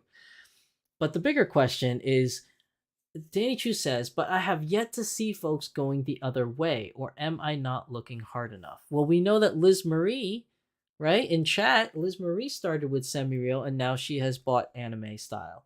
I believe that there are individuals out there that have started with semi-real and then moved on. Kat, you still in chat? Kat, I think yours was semi-real first, right? And then you move, and then do you have any animes, Kat? I don't know if you do. That's if Kat is still in chat. I don't know if she's still in. But yeah, and I know, like, what's it called? John and Sandy from My Lady Disdain. I don't know if they started with semi-real, but I know that they own both. They both have anime and semi-real dolls. Who else is out there that a lot of you know? I think Diana the Doll Fairy, I believe she has anime. I want to say she only has anime, but I do believe that she said that she was going to get a semi-real, but I don't know. Ben's was semi-real first. My first was anime 40. Okay. See, I wasn't sure if yours was first with semi-real 40. But then again, I think 40 anime was released first, right? Before semi-real version. My Lady Disdain started with anime. Yeah, I know they have both. I just don't know which one they started with. But that's interesting. Yeah, so Ben started with semi-real. Yours was anime. Has Ben is Ben interested in getting any anime? Is he is he opened his heart and made a spot for some anime girl in the future? Maybe. Liz Marie says, and I enjoy the dynamic between the two. As I said earlier, my SR girls are my more mature sisters, and Haruka and Oceana are the baby sisters. Yeah, that makes sense, because one has certain look and feel as if they're older siblings than the other.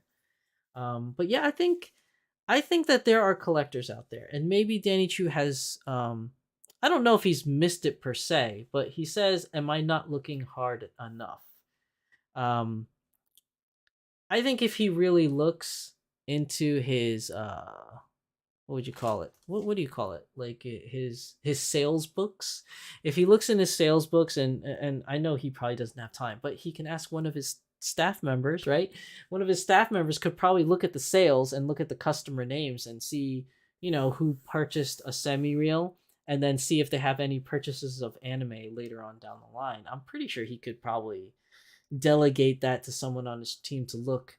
But then again, he does have a small team of people that are very hardworking, working on dolls for us in the community and for anyone else to love and enjoy. So maybe it's not something very high on the expectation list for them to do. Let's see. A cat says he has both now. My second doll was semi-real Independence Coco. Yeah, I want an Independence. Independence tea. I'm a huge fan of tea now. I still love milk, but I think tea is starting to really grow on me, where I want most of my dolls in tea now. I still have yet to get a Coco. I really want a Coco girl. I wanted it to be Majesty, but I don't know if I can still get my hands on a Majesty when I have the money, but we'll see. Liz Marie says the semis are older and more serious. Yeah. Ben's second girl was anime. We influenced each other. You see that? See? People do move on from semi-real to anime. And, and like I said, people that weren't into the anime dolls and found a way in through semi-real have opened their hearts and moved on to anime. So, you can't have one without the other. I feel like that's just the way things are in the doll community and in this hobby. I think semi-real has cemented its place in this hobby. But yeah, I mean, for those of you that are watching this at a later date, let me know in the comment section what you think. Team anime, team semi-real, or both, and possibly why. I would love to chat with you because I know not everybody's able to make the live stream because of the very the very awkward time it is. So let me know, those of you that are watching on the VODs. Let me know what you guys think about the situation of team anime, team semi-real. Let's see. I think that's everybody in chat. I'm gonna close the polls for now, but before I close it, let's see.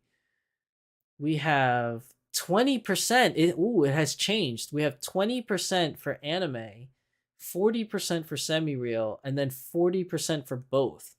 So, wow, anime is falling out of favor. Look at that. That's okay. Anime and semi-real are 50-50 for me, at least in my heart.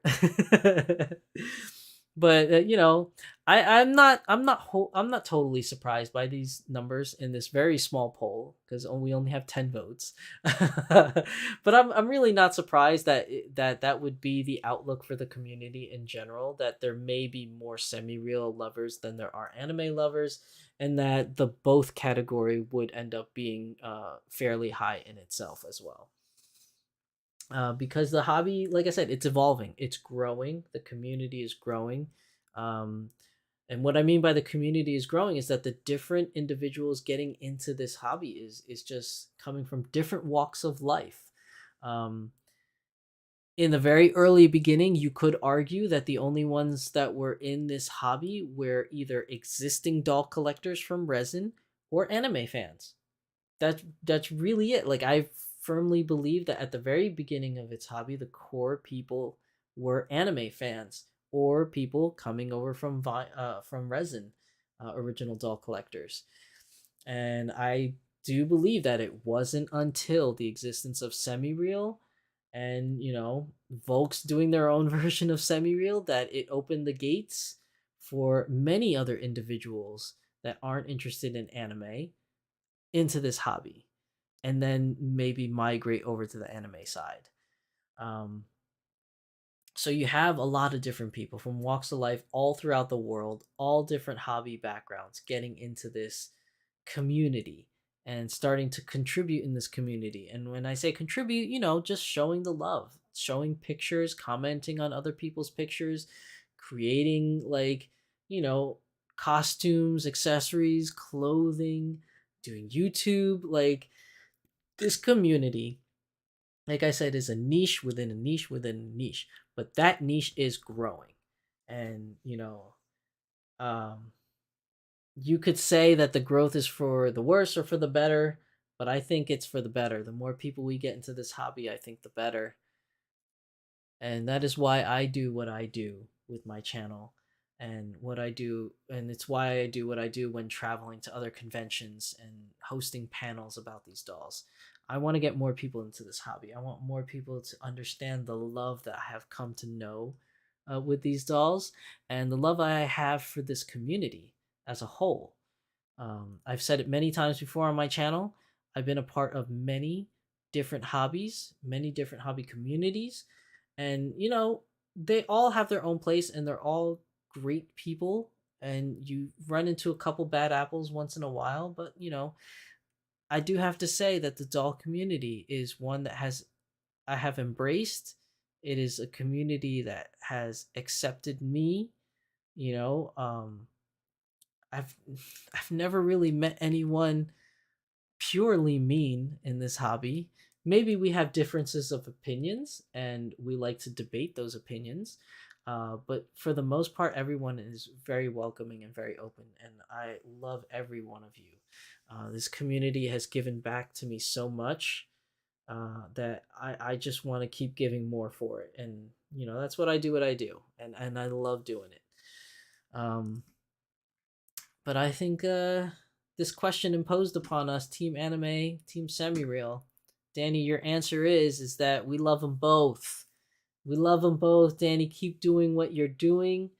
Keep pushing the envelope. Keep being creative, you and your team, because what you do right now, at the very least, is on the forefront of the vinyl doll community, and others are watching and others are copying and mimicking. They're mimicking what you do. Smart Doll Socket, the inner frame, semi real. Let's see where Evolve takes us, people. Danny's working on Evolve. Let's see where that takes us. And oh, I forgot to mention my other thing. Hold on, before I do that, Marie Velez says I started with anime. Chitose. Ooh, Chitose. Most of my smart dolls are anime, but I fell in love with Resilience and Tea. I'm planning on buying Futures soon. Nice. See, everybody loves both. I think loving both is a good thing. Yoshi Plays. Hey, welcome to the stream, Yoshi Plays. So I think I talked about this earlier when I mentioned Cortex, and I think I forgot to expound upon it, or right? Is that the right term? Like expound upon it, or go further into it, or whatever. You guys probably know what I mean by that. But so Cortex, right? I want to go back to that really, really quick. Cortex has also been something that Culture Japan has created that has influenced other companies. Does anybody know what that would be?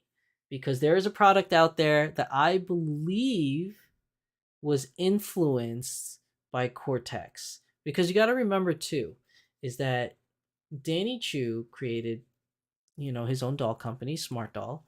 But before he created Smart Doll, Danny Choo is an anime fan, anime and video game lover. He started out playing video games and learning Japanese so he can play some of those video games, and anime and learning Japanese so he can watch anime.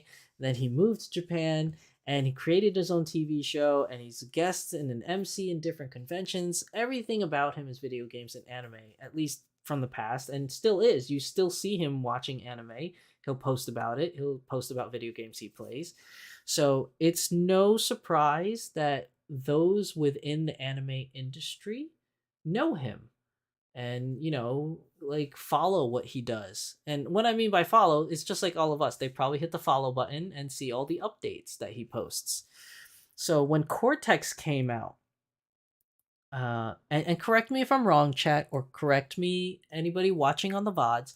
When Cortex came out, it was a big deal. Cortex, like I said earlier in today's show, it opened the gates for people that wasn't in the hobby and got them into the hobby. A lot of Gundam collectors that, love Gundam, tested the waters and bought a Cortex kit. It doesn't necessarily mean that they became doll fans and started buying vinyl dolls, but it did open up eyes to the hobby. And there's a certain thing that came out after the release of Cortex. And maybe I'm wrong, so definitely correct me if I'm wrong. But it's just something that I personally noticed. And maybe I just didn't notice it happened a while ago. Okay. So Figmas. Figmas have been around for a long time. Way before Danny Choo started his smart dolls, right? So, but Figmas is not what I'm talking about. But Figmas I want to draw your attention to because there's something similar to that. So when Cortex came out, and around that time that Cortex released, I noticed something was released, and then that certain something started to get more and more popular. So what that is these Mecha Musume is what I'm talking about. So Mecha Musume did come about before the release of Cortex, but it wasn't very big. Like, a lot of people didn't really know it, and there was really, I think, only one company was doing it, which was Kotobukiya. Kotobukiya was releasing Frame Arms Girls, and we know this because Danny Choo made an anime collaboration of Gurai from Frame Arms Girls. He made an anime collaboration of that. But Frame Arms was the only company that I know that was basically building small scale dolls that you can build like a Gundam model kit, much like the Cortex. And nowadays, if you're not a part of the Gunpla building hobby or the Gundam hobby or the robot hobby or whatever, you probably don't know this. But now there are so many different lines of Mecha Musume. Bandai Namco is creating characters. And let me show you because I bought one recently and I can't wait to put it together. But those of you that have watched some of my shows earlier, I have this. It's a Lacus Klein doll. That's a Gundam kit. So you literally build her. I'm so excited to build her, but I don't know if you can see this. Is the picture picking it up? But you can. Come on. Come on. It's not really picking it up that well. Maybe you guys can see it from here. But you can actually build it. It's in pieces and you make your own doll, and you could see you can have the long skirt version, or you can have the this is so hard to do. You can have the short skirt version, which is over here. You can change the face plates just like a Nendroid, and here's another picture on the back side here. That came out clearer. So you can see here, you actually build this doll, much like you build a Cortex. You can build this Lacus Klein doll from Bandai Namco, and Bandai's not the only one doing it. Kotobukiya is doing it, Bandai's doing it, Max Factory is doing it. There's a lot of different lines out there. There's Attack Girl, there's Mecha Musume, there's all these lines that now have dolls that you can build like a model kit. Now, obviously, you're going to have seam lines and stuff, just like Smart Doll Cortex had, but Kotobukiya did come out first. So I want to retract my previous statement. Kotobukiya did come out first with Frame Arms Girls, but it was a very niche line that nobody really, I don't want to say nobody, but it wasn't very popular. It's popular in Japan, but not worldwide, right? And then Cortex happened, and then all of a sudden, like, it started blowing up some more. Like Frame Arm Girls started making more different kinds of things. Then you had Max Factory creating Attack Girl, and then you have Bandai doing it now with all their characters. Like, not all their characters, but a lot of characters are now build characters where you can build Lacus Klein, you can build Suleta from what's it called? The Witch, the Gundam Mercury Witch thing. I can't even remember the title anymore. What the hell's the title for that? Witch of Mercury. Witch of Mercury. So you have two characters that you can build from Witch of Mercury. There's another line that you can build. I forgot the name of that line. I don't know if it's Attack Girl or if it's what is the name of that other line? Hold on. I'm gonna look it up real quick. But it's known as Mecha Musume, and I think that both Kotobukiya and Cortex. Kotobukiya kind of gave the idea of Cortex. Let's put it that way, right? Kotobukiya gave the idea of Cortex, and then what I believe is that when Cortex was released, okay, this is just my take on things, okay? Don't quote me too much on this. Is this the one? No. Before I show you guys, I want to make sure I have the right one. Yes. I think it's this one. Yeah. Okay. So I'm gonna advertise another site here. I'm not getting paid for this, but I'm gonna advertise it anyways. So what I believe is Kotobukiya started with Frame Arm Girls. That's like your build an anime girl kind of thing. Then Cortex came out with Smart Doll, right? And now you can build a larger version of essentially a frame arms girl. You build this doll, but then you can change things on the doll, right? Like the hair, the eyes, and you can change different clothing. And then I think that opened the door for other things. So there are this one thing, which is Attack Girl, which is the one I mentioned, which I think is heavily influenced. So let me go and change screens. So this is Attack Girl, right? These are the different girls that you can purchase. This is on New Type website. New Type, do you want to sponsor me? Hit me up with the email. I'm advertising you for free. But you could see here, like Attack Girl Christmas, you can buy actual outfits. Like you can buy clothing and dress up your girls in like this clothing, right? You can also buy like these, like come on, load. Cheap house sets. So you can buy like these outfits for your Attack Girls that you build. Like these are girls that you build, very much so like a Cortex. You build them. Look at the joints. You have the double knee joints, kind of like an A-Zone doll, but you get to buy clothing for them now. Like, and if you want to buy like the regular characters, like this is my favorite. I want her, but she's sold out. She looks really awesome. It's like this ninja girl character that you can buy, and she has like a hat. You got like a real like cloth cape, but you can buy like you build them from scratch. Like they are a model kit for all intents and purposes, but they are kind of like a doll also, and they're called Mecha Musume. And I think there's all different kinds here. See, like a lot of these are sold out. These are like a lot of these are out of stock that you build. This one's still in stock if you want a Heracross girl. At least on New Type. I don't know about other websites, but you can build her. Bandai has their own version. Where is the Bandai version? They have one that's called 30-Minute Sisters. You can actually build these girls, right?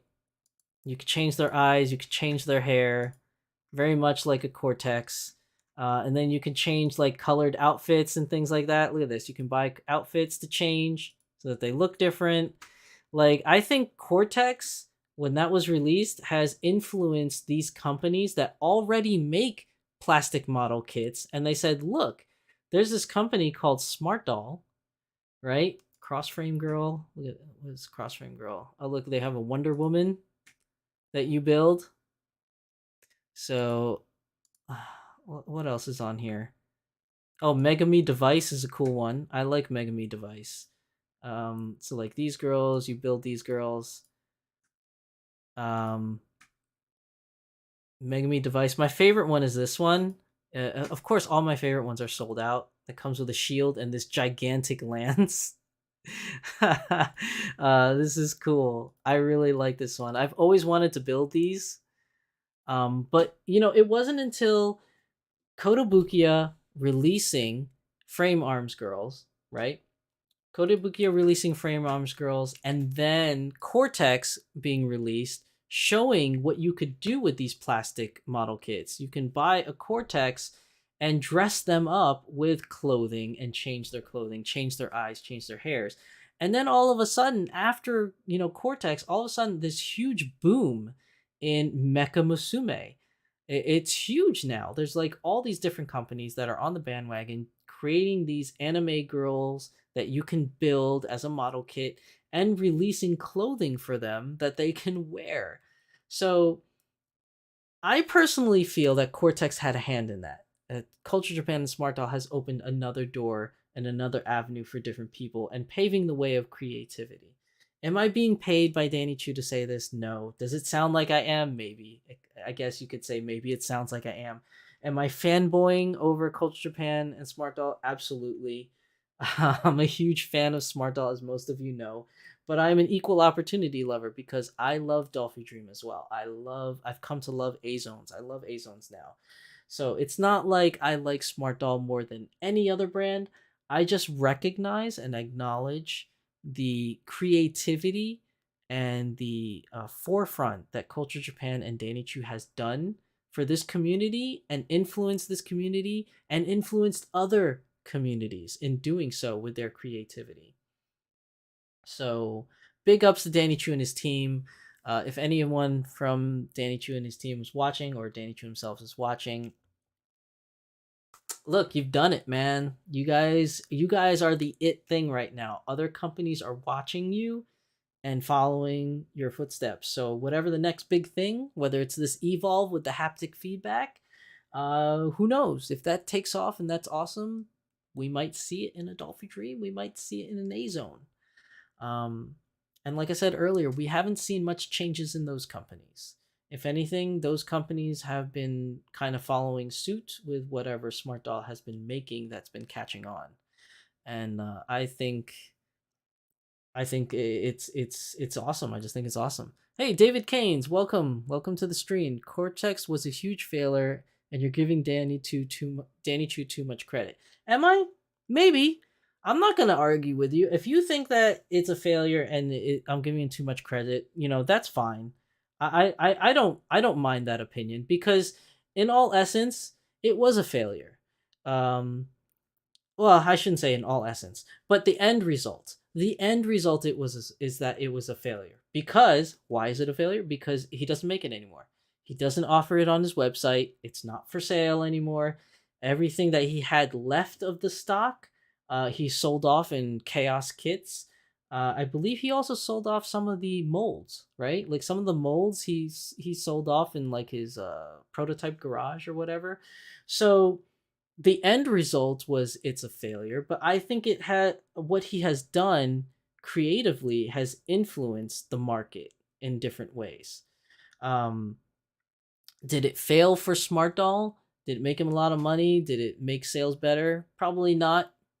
Maybe he operated a loss during it, but I would like to believe. Now, I don't have any stats, I don't have any figures to back this up, I don't have any confirmation from Danny Choo and his company or other companies that have said anything.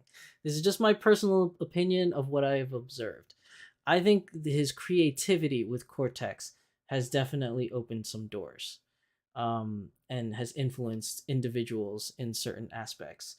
I don't think I honestly don't think Mecha Musume would be as popular as it is now if it wasn't for Cortex. And if you want to call me out on that, that's exactly why this live stream is here, and I welcome it. I welcome you to call me out, not because I want confrontation, but because I value everybody's opinion. I think everybody's opinion matters and should be heard. So if you think that Cortex was a huge failure, and I'm giving Danny Chu too much credit, then I can see your perspective in that.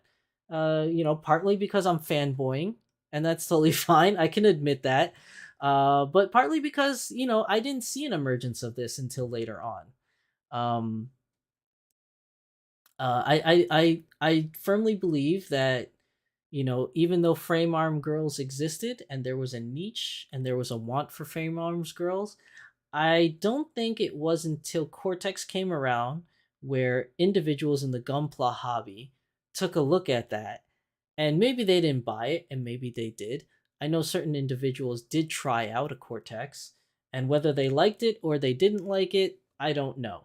But what I do know is that after the failure of Cortex, if you want to consider it a failure, um, we got a huge rise in Mecha Musume from different companies, different brands, and you know, even what's it called? Frame arm girls themselves. Frame arm girls never had clothing that you could change. You could change armor pieces, but you never had clothing aspects. You didn't have like hair color changes until they had different models, and even then you had to buy a whole different doll to get the hair color change. But now they offer different hair colors just amongst themselves. You can just buy hair color kits to change hairstyles or hair colors. You can change outfits in these dolls, in these figures, which you couldn't do before unless you bought a whole new doll. So now they have different outfits that you can buy, and I think that is a result of those individuals in that field seeing what could be done through the eyes of Cortex. Um, and David Keynes also says it's poor design which resulted in parts breaking. I think you're right on that. The design aspect in some of the parts, like the bicep part where it was thinner. There was like a thin piece, right? Like right above the elbow. It was a very thin piece that broke a lot for a lot of individuals. But the first one through the door always gets bloodied. Always gets bloodied. And even though Cortex is no longer around, um, I think it has made waves and it has opened eyes within the community and other communities. That's what I like to believe. That's what I like to believe. I personally love my Cortexes. None of my Cortexes have broken. I've taken them out to conventions, and I've posed them here and there. But I do admit I do not play with my dolls as much as some other individuals may. And, that might be, why maybe mine haven't broken yet. Is because they're mostly on display, so they don't move a lot. And when I take them out to cons, that's the only time that they actually come out, because I try bringing my Cortex outs more, because I'm more comfortable taking a Cortex out because they don't really dirty, and in my experience they haven't damaged yet. So I'm knock on wood. Where's some wood? Knock on wood. Mine are still okay, but I do understand what you're saying, David Keynes. There are a lot of individuals out there that have voiced their opinion of theirs personally breaking. So you're not wrong on that. You're perfectly right. You're in the right for saying that. That has happened. And I'm sorry to hear that you own 3 Cortexes yourself and they all have parts breaking. So that is disappointing. I can understand you spent good money for it, and you're a little disappointed that they broke. So I welcome your opinion. I think it's good to have variances of opinions, and none of the things that you said in your statements is wrong. I mean, you are kind of correct. Um, but I do feel like, Cortex aside, if you don't want to believe that, I still think that the things that Danny has done with his company has influenced other companies. Um, and like I said, if you weren't here for the earlier one, David, or maybe you were lurking, but I believe that Semi Real has influenced folks. I feel like the initial Gen 1 skeleton, inner skeleton of Smart Doll, has influenced folks as well. Um, and I think Cortex has influenced certain aspects of the Gunpla community and the Gunpla hobby. They are, at least in the vinyl doll community, I feel like Smart Doll is on the forefront. That's my opinion. You're more than welcome. Anybody is more than welcome to prove me wrong, and I will take it gracefully, because I do not consider myself a 100% authority in the field. I am a person just like anybody else. I am liable to be wrong and get things wrong. I am not perfect. So if somebody has any stats or any proofs to prove anything that I say wrong, I welcome it. Please prove me wrong, because I don't I don't want to come off, and I don't want people to think that I am the 100% authority on this stuff. I do make mistakes just like anybody else. So that's why I love this stream. That's why I love this live chat, so I could talk with you guys and you guys can give in your own opinions and stuff. Kat says, success is born from our failures. Who knows what will come from it in the future? I agree with that. As much as Cortex is no longer around with us, like I said earlier in the stream, if you guys didn't hear it, Danny Choo posted a picture of 2 staff members working on what looks like Cortex. There's a lot of Cortex pieces on the table, and they're looking at like some kind of paperwork that looks like some kind of design schematics or pictures. I don't know what it is. I couldn't tell what's on the papers, but it was a picture of 2 individuals and a bunch of Cortex pieces spread about. So what they were doing, I don't know, but that makes me hopeful that maybe they're revisiting Cortex and maybe trying to make a better version, or maybe it was just some random picture and it's meaningless and it doesn't mean anything. But the fact that that picture exists leaves me hope that maybe Cortex will come back. Who knows? I don't know. Only Danny knows, really. But I do believe that when you're doing creativity, the first person through the door is always the first person to get bloodied. All the mistakes, all the criticisms is going to come your way, being the first person to do it. And whether you're the one that actually perfects it in the end, or someone takes your idea and perfects it afterwards, the first person always gets bloodied. And I feel like that's what happened with Cortex. Even though I personally love Cortex, David's right. It is a failure by rights because it's no longer around. So I mean, that's definitely true. Magical Girl KitKat says, I'm excited to know about the figure kits because I have friends who love model building and figures but aren't quite ready to jump on the BJD train. Excited to share. Thanks for talking about it. Yeah, definitely. Check out Mecha Musume. And if you have any other questions, you can always direct message me, Kat. I don't know why I did that. I feel like an old man. You know, like those stereotype old men. So it's like, pew, pew, pew, yeah. I don't know. For some reason, that just came into my mind. I was just like, yeah. Like, David says, personally, I think the anime industry has a bigger influence on toy, figure, and doll design. I think they do too. Yeah, I agree with that. The anime industry, it definitely has a big influence on toy design, figure, and doll design for sure. For sure. I mean, look at the dolls we collect. Our anime style dolls before semi real came around. Our influence on anime, so we have that. You're 100% true on that fact. I totally agree with that. Marie Velez says Cortex was exciting for the idea of building your own doll, but it was scary to jump into buying a doll in parts and not knowing if you would be able to actually build it successfully. Yes, that was definitely a downside. Danny Choo did make a video on how to build it, but would it have been nice for newcomers if there was an actual instruction booklet like you do get with Gundam model kits? Probably. That probably would have helped. Probably would have been better. I mean, aside from some of the design flaws that David has pointed out, I think a instruction booklet would have helped out a little bit more on the Cortex end. For sure. I think that's something that they probably would have done. Because most people that bought the Cortex kit, especially if you bought the Ninja grade, which is the one you build totally from scratch, um, it's hard to make your own doll, especially if you've never built anything before in your life. Like if you've never built a model kit ever, doing a Ninja grade, Cortex kit is daunting task. There was the option to buy a fully built Cortex kit, but I think the fun of Cortex was the building it. It's much like Gundam models. Like I have a lot of Gundam kits that I build and I love them and I display them and things like that, but the most fun and enjoyability I have out of this Gundam hobby is the actual building part. I love and enjoy building them. I think that's the most important part, and I think that was pretty cool about Cortex as well. But yeah, jumping into buying a doll in parts, that's a big risk for a lot of people, especially for the price point.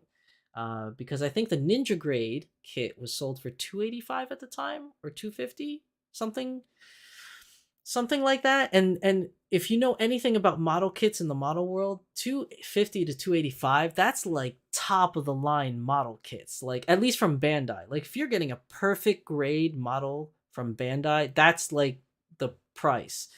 So yeah, it's a little scary for newcomers, but if you were able to build it, kudos on you. And it's a very unorthodox kit too, because not only is it snap fit, but it did require the use of glue and zip ties. So if they are revisiting Cortex and maybe making another version or a better version, these are all like good points maybe we can hammer out.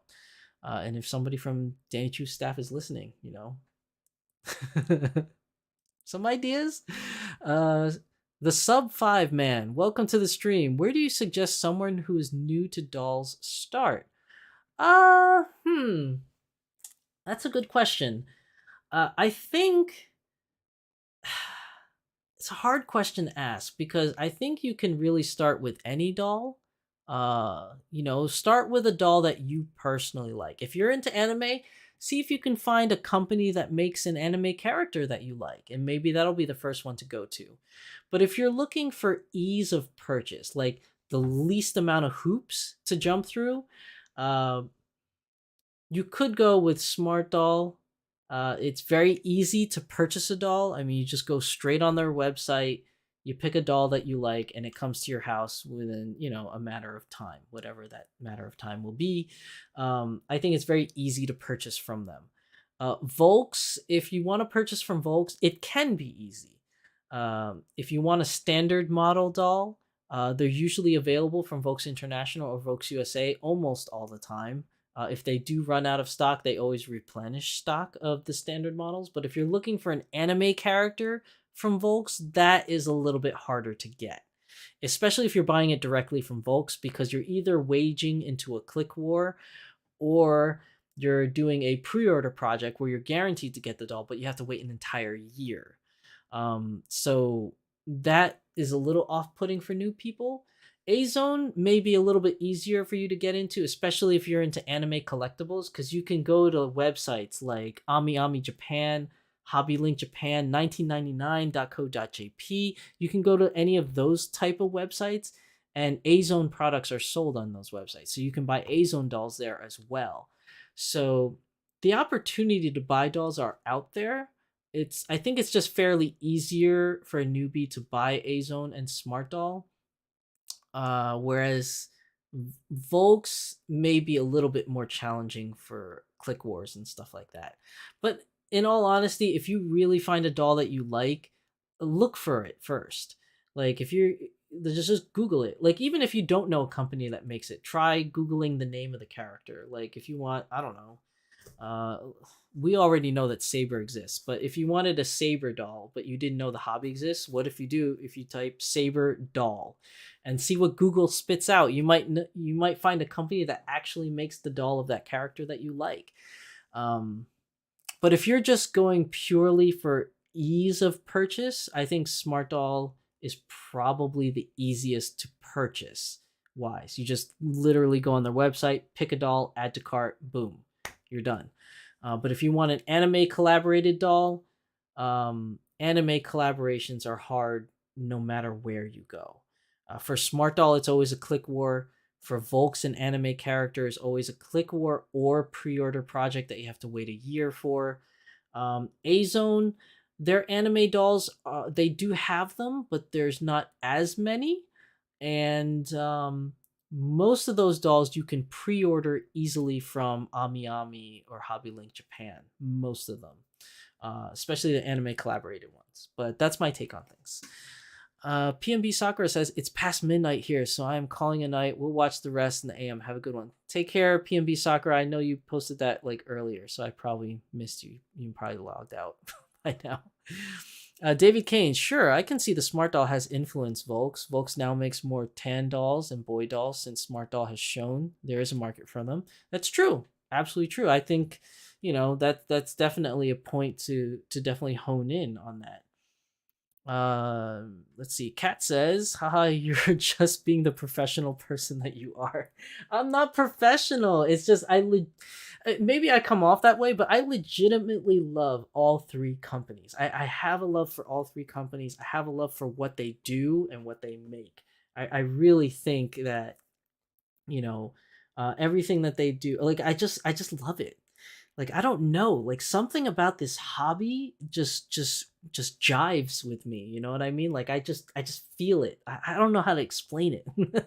If it's professionalism, call it professionalism. But I don't know, just something about this hobby. I love it, and I just want to know more about it from everyone, all aspects, all opinions, because you never know whose opinion will actually shape and mold things. Whose opinion can open your mind to other doors and other avenues. It's when you're closed minded that you can't see the forest for the trees. You know what I mean? Like if you only see one thing, that's all you're gonna see. So I love hearing other people's opinion, even if it's the opposite of my own. That's how you learn, and that's how you grow as a person, is by opening up your heart, opening up your mind to other avenues, other possibilities, and other opinions. So I welcome that, and that's how I learn and grow as a person. Let's see what else we got here. Let me see. Yoshi Play says, "Yep, art represents anime." That's true. Jay Louisa, welcome to the stream, Jay Louisa. Let's see. Jay Louisa says, as someone who collects resin BJD, anime style dolls are being made by some of the companies as well. Yeah, Volks did do some anime style dolls. I know they released a Belle Dandy doll a long time ago. And I know that there are some other resin companies that do make anime characters, but it's very few and far between. If there is a resin doll company that is making like a larger amount of anime characters, I don't know who they are. If you could please share that with us, I would love to check out their stuff, and to see what they make. But I think anime characters are a little fewer and far between within the resin community. But they definitely do exist, but it's nothing to the level of the vinyl side of things. Um, let's see. Yoshi Play says, "Luckily, I got my Akiko. I can't read. Akiko Obitsu Vogue's EB Beauty Etoko off from eBay. Oh, congratulations! Congratulations on that." Hello Somi says, "At the sub 5 man, I hope it's okay to chime in. I would take your time and just look around. You can find reviews on YouTube and on Instagram. You'll find lots of owner photos, which I find helpful." Let's see. Sub 5 man says, "Thanks. Saw so many companies. I was overwhelmed." There are the big players in the vinyl anime doll scene. I think the big players are A-Zone, Smart Doll, and Volks. But there are many other players out there, and I think there probably will be more players to come. There are probably going to be more companies coming out in the future as this hobby grows. There may be other brands that branch out because I mean, Smart Doll branched out, and they weren't a company, and the doll hobby got bigger. So you never know. There could be another company out there just waiting to spring on us. Liz Marie says they're all great companies. Agree. Batman Jackson, welcome to the stream. Batman Jackson, what's up? Welcome. I'm late. Hey everybody. Well, you're here for the ending of it, and you could always watch the VOD later, Batman. But thank you for coming to the stream. Kat says you're a bit of an expert and you're a very kind human. Aw, thank you, Kat. I don't know if I'd call myself a bit of an expert.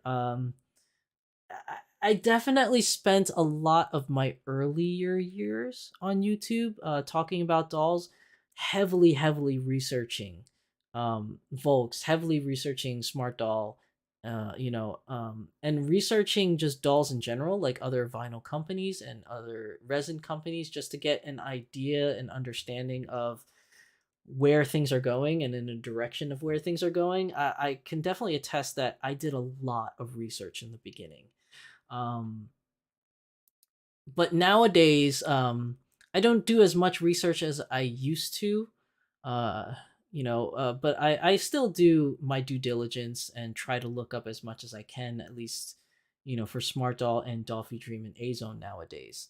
I don't do as much research in other companies as much as I used to. Um, but I try to do my due diligence where I can. But I don't know if I'd call myself an expert really. I just a very enthusiastic person.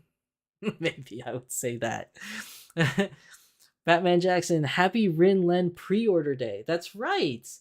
It was supposed to start on February 11th, which in Japan was already done and gone, and for us, it's now on the United States February 11th. Now that it's past midnight. So those of you that are fans of Rin and Len, definitely check out Vogue's international website for your pre-order of the reboot. Also, the Snow Miku outfit.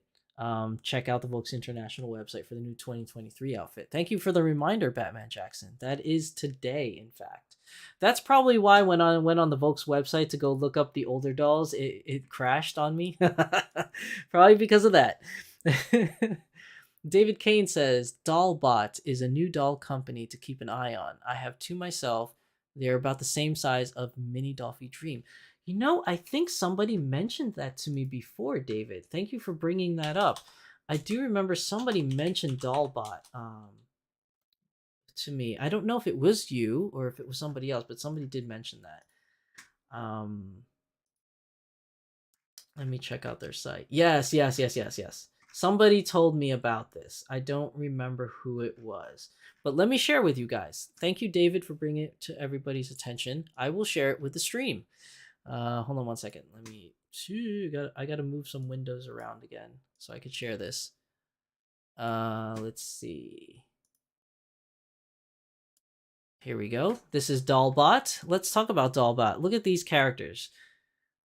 Nice little fangs there. These little girls. Let's see. More Dollbot here. Let's take a look. These are the bodies. Okay, so you get like a head. Is this just the head? Yeah, just DB02 head. Platinum skin, they're calling it. Here are the bodies. So let's take a closer look at these bodies, right? The neck joint. Look at that neck joint. Okay, so it kind of reminiscent of like mochi ashi kind of legs. That's what it looks like to me, so far. You have like it kind of looks like a Volk's torso here. It kind of like reminds me of a Volk's torso. Let's see it with the head on. There you go. Yeah, you could tell even from this, even though you don't know the scale, you could tell it definitely has like a mini Dolphy Dream type vibe. Look at that posability. I'm curious what the inner skeleton look like. Do they have a picture of the inner skeleton? I don't know. This is very interesting though. Look, they have their own clothes. So you got shoes, you got clothes. Look at this outfit. Oh, sold out. This looks cute. I do like that. These are very cute dolls. Thank you, David, for bringing it up on the stream so we can share this. Um, yeah, this is nice. Is there anything else? Option parts. So you got head, body, hands. Oh, here, internal frame. Oh, so look at that. That to me looks very much so like a DDF3 type frame. Not exactly, of course, not exactly, but it kind of reminds me of what an F3 looks like. Has a little bit of that look to it. It doesn't look anything like the Gen 1 Smart Doll spine, of course, but it kind of, you could make an argument, it kind of looks like Evolve too, like the way Evolve separates into three pieces as a spine, kind of reminiscent of that as well. This is pretty cool. You got your, let's see, your arm joints. There's your arm joints. There's the peg. Oh, look at that. That's different. That's interesting. It's just a straight peg. So how do the arms go on? Oh, so they go on like this. It's like a socket type thing. Oh, interesting. Interesting design. See? If we weren't open to hearing other people's opinions on other style, we wouldn't have, noticed Dollbot. This is really cool. How about fashion? What kind of fashion do they have? Look at this, chat. Pajama set. I like these little star outfits. Look at the little devil outfit. It's got horns. That's pretty cool. Let's see, what else do they sell? Outfits, underwear, socks, shoes. Okay, so the wigs must come from somewhere else, right? Because it doesn't look like. Oh, you can get here's the dolls. They only have 2 dolls released, at least as full-on characters. They're all sold out. It's got like the little ears, shoes. Yeah, it's really nice. This is really cool. So it's only 2 characters so far. It's a new company. But they have oh wait, can we get back to the main menu? Okay, here we go. So, but you can create your own. Looks like you have, the bodies, you got the hand parts, all the joints, you got the heads. You're only missing eyes, so I would like to know what eyes would fit in this. Because it doesn't have wigs, but you could probably buy wigs somewhere else. I would assume it's like more of a smaller wig. So Dolphy Dreams and Smart Doll are more to 8 to 9 inches. This is probably a little bit smaller than that. Probably more A-zone style shape wigs, right? That's what I would think. But they sell all these extra parts, maybe as replacement parts or build your own doll, but there is no eyes. So I am curious what eyes would fit in here.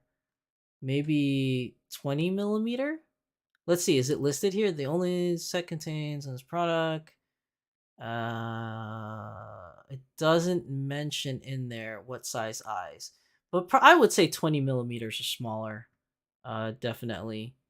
Maybe like a 15 millimeter eye shape maybe fits in this hole, and then you would have to use like blue tack or something to keep it in.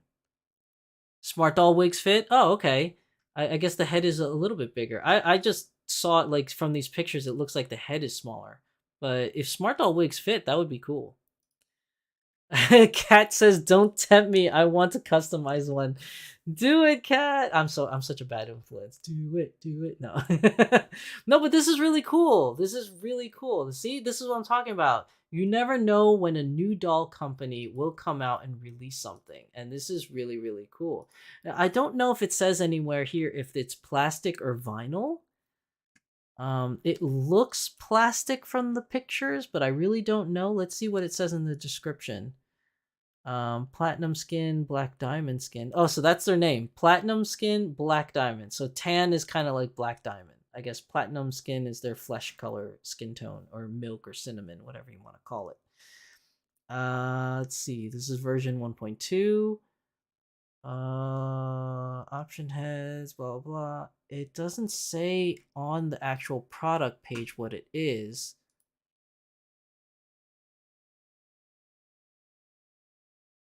Do they have an about page? Like about here, about Dollbot. Here we go, the about page. And it's in Japanese. Hold on. Google Translate, please.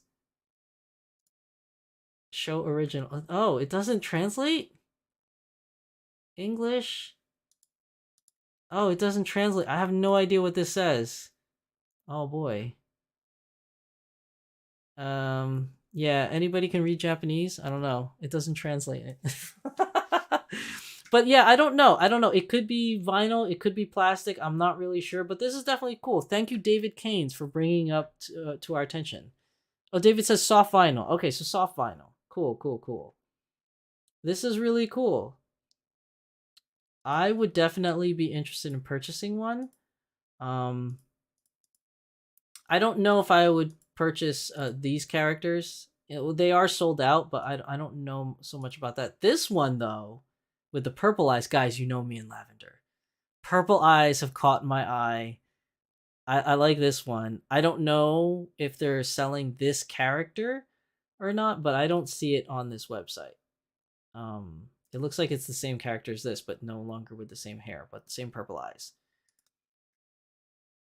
So, but the only ones from Dollbot being released are these two, and they're both sold out. But this is definitely a cool find. Definitely a cool find. Thank you for bringing that to our attention, David Keynes. Thank you for that. So let me go back. I want to see some of the other chat because we mentioned Dollbot and then chat just blew up. So Yoshi's Plays went to go check. Batman says, I want a tan Dollbot, but they don't stay in stock.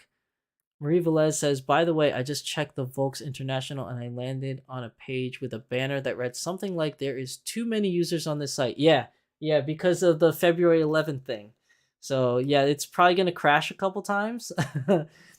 So, but the Rin and Len reboot and the Snow Miku are pre-orders. So even if it crashes, I'm sure tomorrow it'll still be up for you to pre-order. Or at least I'm hoping it'll be up because it is a pre-order. Somi says, sorry for asking this completely unrelated question. Is there a way to change the color of your username in YouTube chat? Does anyone know? I'm sorry, I personally don't know. If anyone else can help in chat. Marie Velez says, this Dollbot is really cool. Thanks for sharing. Magical Girl says, those are cute. Love the tan body. I have all the clothing and the boots. You got them all already, David? Dang. Let's see. What else is going on in chat? Someone mentioned Tiny Fox recently. Yeah, I've heard of Tiny Fox. Let me see if I can pull it up for you guys. Let's go on a deep dive here. This is not what the topic was supposed to be about. But we're gonna look it up anyways today because we're getting off on tangents, and you know I love tangents. I can't find Tiny Fox. I keep getting pictures of actual foxes. Like, does anyone know the website? I typed in Tiny Fox. All it's showing me is actual foxes. I typed in. Let me see. Oh, here. Wait. I think I found it. Okay, hold on, guys. Before I go into the website, let me just catch up with chat really quick. Tiny Fox is a company that has similar style. Kat says, J. Luisa, same brain. Tiny Fox are hard plastic. I had one, but gave her away because I didn't like the hard plastic. Yeah, I like vinyl or resin, says Kat. Resin is a plastic too, right? It just feels more substantial than hollow plastic. I don't know. Resin to me is just resin. I don't know if resin qualifies as some kind of plastic. That's a question for Tempest. Tempest would know. Like, I always go to Tempest for any of my resin questions because Tempest is very knowledgeable on that. It's too bad she's not here in chat tonight because she could definitely answer that question. But let me show you guys. Here we go. So here's Tiny Fox. that you guys have been talking about. Here's the first picture, Fabianchi. And then we have Lee. Oh, that's cute. And Candy. So let's see. What are we gonna here we go. Better pictures so they're not like all over the place. So you have Panda Mei Ling. This is cute. This is cute. I like that face. Fibonacci. I like Fibonacci. Fibonacci looks cool. Zombie Messenger. Why is her name Zombie Messenger? She doesn't look like a zombie though. She looks scared though. Maybe she saw a zombie and got scared. Anna the sharpshooter. Ooh, and she's got fangs. Let's see. Tatiana. I can't really see her too well in this picture. We have Rita, Marth, and white letters on a white background, dude. Like someone needs to tell these people don't do that because I can't see what this girl's name is. What's her name? Liliuta. Liliuta is her name. Okay. She's pretty cute. But yeah, I these are nice. Tiny Fox, $200. I can get a pre-sale Tiny Fox of candy. Add to cart now. So this is this little bunny girl. Did it? How do I get that to zoom in?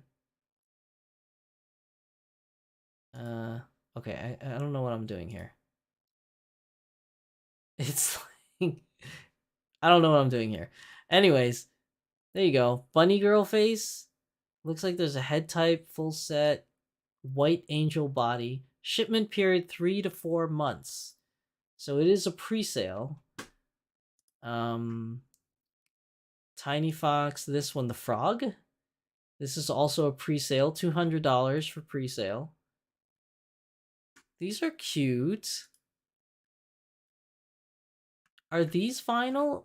Or someone said they're hard plastic, right? I think David said they're hard plastic. Ooh, Koimi. Koimi is cute.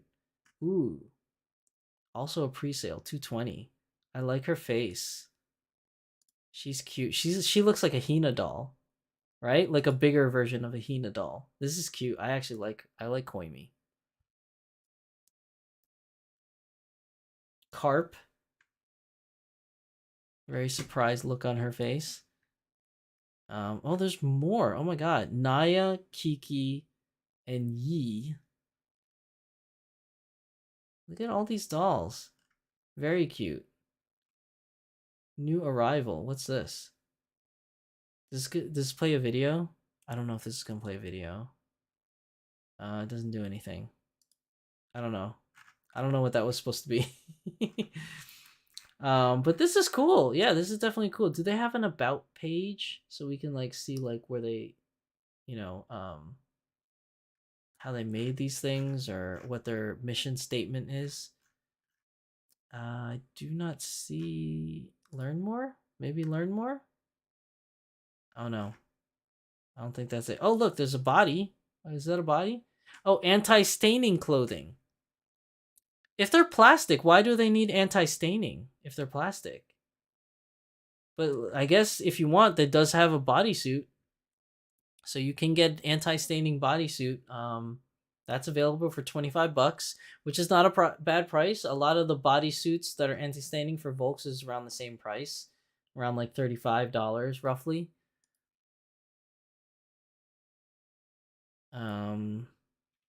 Let's see. Oops. Hold on. I hit the wrong button.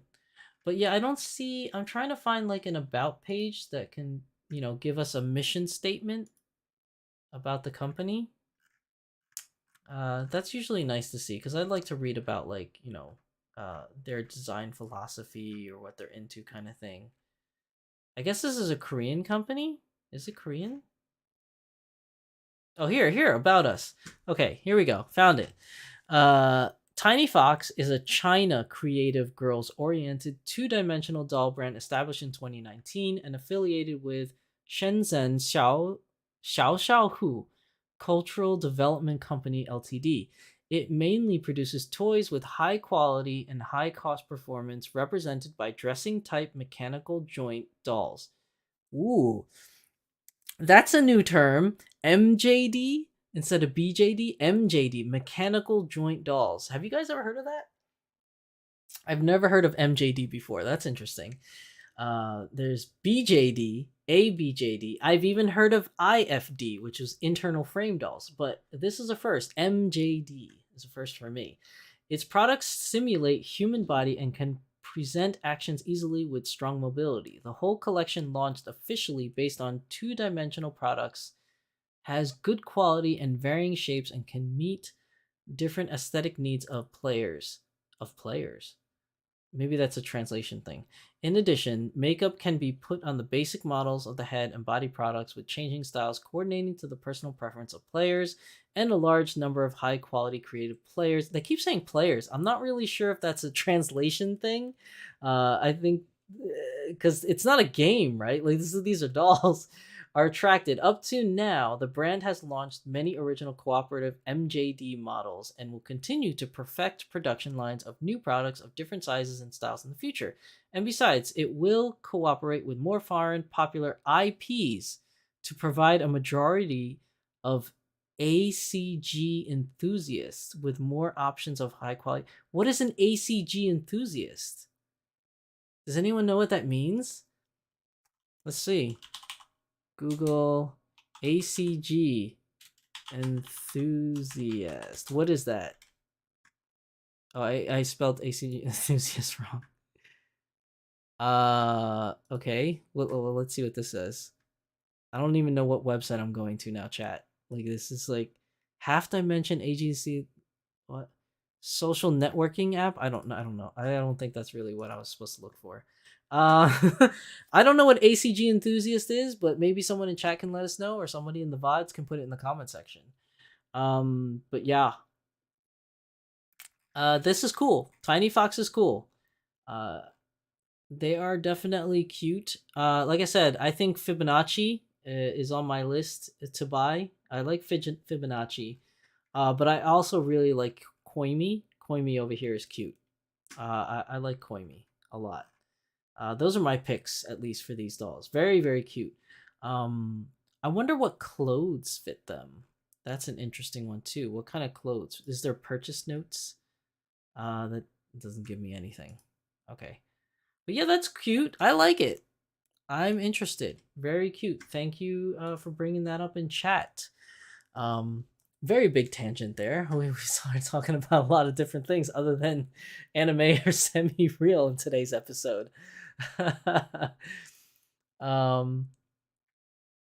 Let's see. What else is going on in chat? Jay Louisa says resin is a type of plastic. Okay, thank you for confirming that. 1/6 and 1/4 scale dolls. Cat thinks they're cute. David Kane says, I had Carp spring her black clothing stained her hard plastic body in a couple days. Oh, I guess that's why they sell a bodysuit.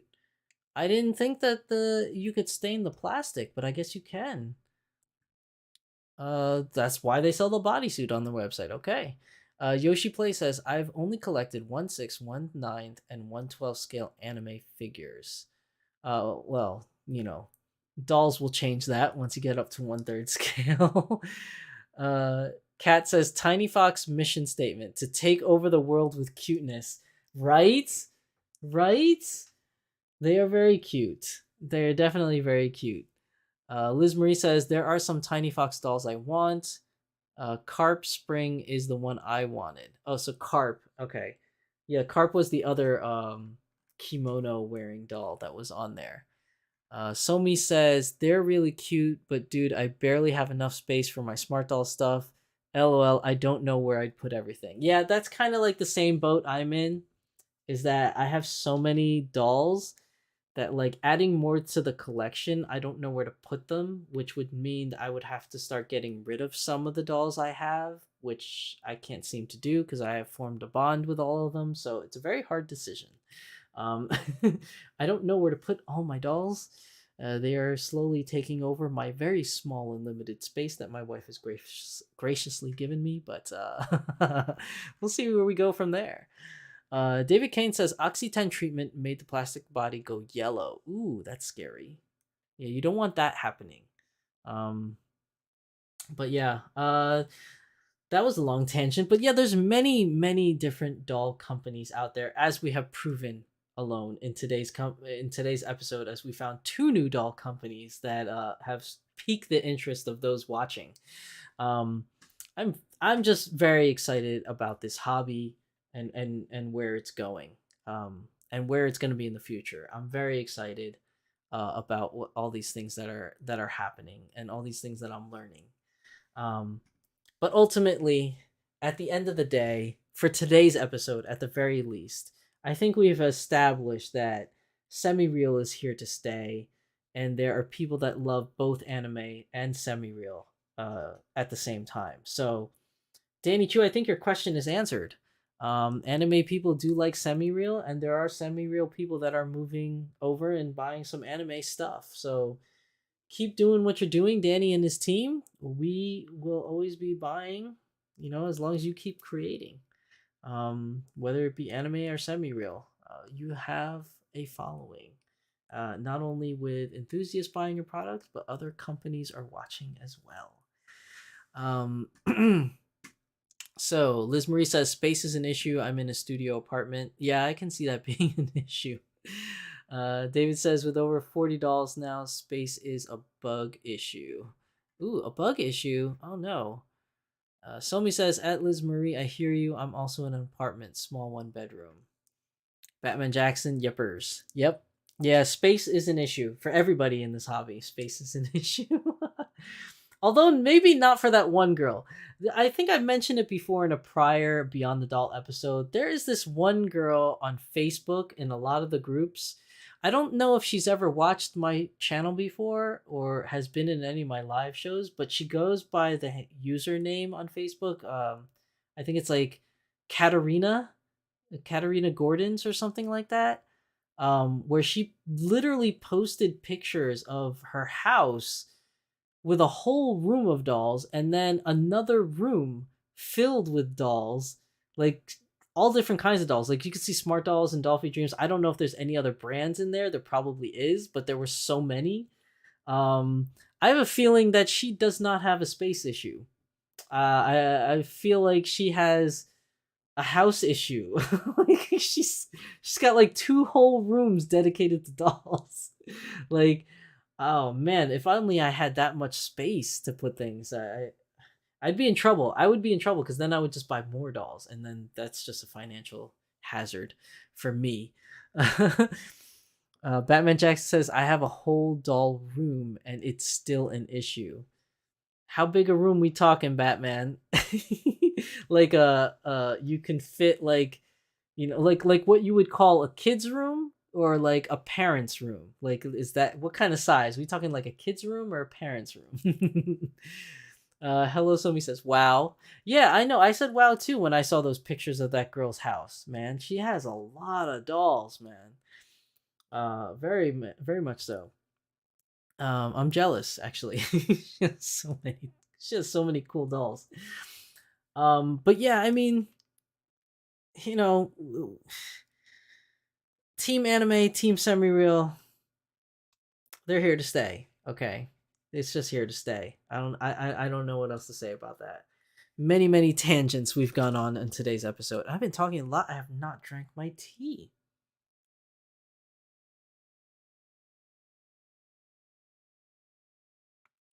Okay, my tea is very cold now. 2 hours later, it's very cold, but still tastes good. I'm drinking this tea my wife bought. It's a brand new Asian pear infusion tea. I really like it. It's actually really good. It doesn't taste as peary as I'd like it to be, but it's still good. Hmm. There's a load of talking I was doing in today's episode for a solo episode. Um, but yeah, I think that brings us to the end of today's episode. Batman Jackson says, "Oh no, a normal sized bedroom, not a master bedroom." Okay, okay. It's half dolls, half convention cosplay crafts and whatnot. Oh, okay, okay. Thanks for the clarification. I never closed the poll. What are we at on the poll now? Oh my god, we have 16 votes now, and we're at 44% anime, 25% semi real, and 31% both. Oh my goodness. So it's good I left this up for the whole chat. Maybe I'll just leave. I'm not going to end it until the very end. So this brings us to the end of the actual episode, like the main topic of the episode for team anime, team semi real, or both. I hope you guys really enjoyed this episode and found some, something that you liked out of it, maybe some good information out of it. I just overall hope that you found it entertaining as well. This was a last minute topic that I added to the docket. Of course, like I said, we had a guest cancellation due to scheduling conflicts, but hopefully we can get that guest on for a later date. Um, but this was a great topic. I had a lot of fun talking about this topic. A lot of contribution for those of you in chat that were here for the live stream. So thank you very much for that. And before we leave on today's episode, I want to do my own ending for the anime corner, and for doll dreaming, because I haven't done my own in a long time. We've had a lot of guests come on and given their topics for anime and for Dream Doll. So I have mine, my first in a long time, right?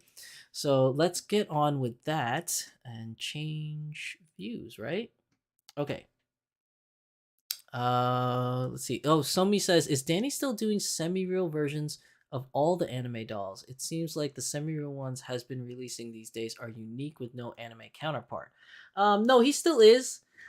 He actually asked in that message that I had before, I believe. I think it's in this post here.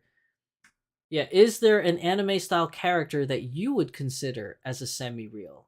Same question to folks who prefer semi-real aesthetic. Would you like a semi-real converted to anime? So definitely check out Danny Choo's Instagram page and cast your vote in the comment section. Would you like to see an anime character go to semi-real or semi-real go to anime? I never actually weighed in on that. So, who would I like to see go to semi-real? That's a hard choice. Who would I like to see go to semi-real?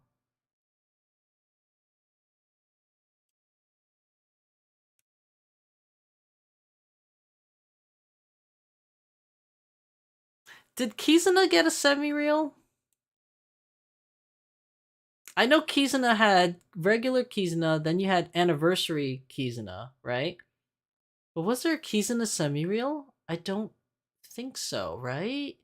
I mean, unless you consider like Dauntless or Nostalgia like a Kizuna semi-real.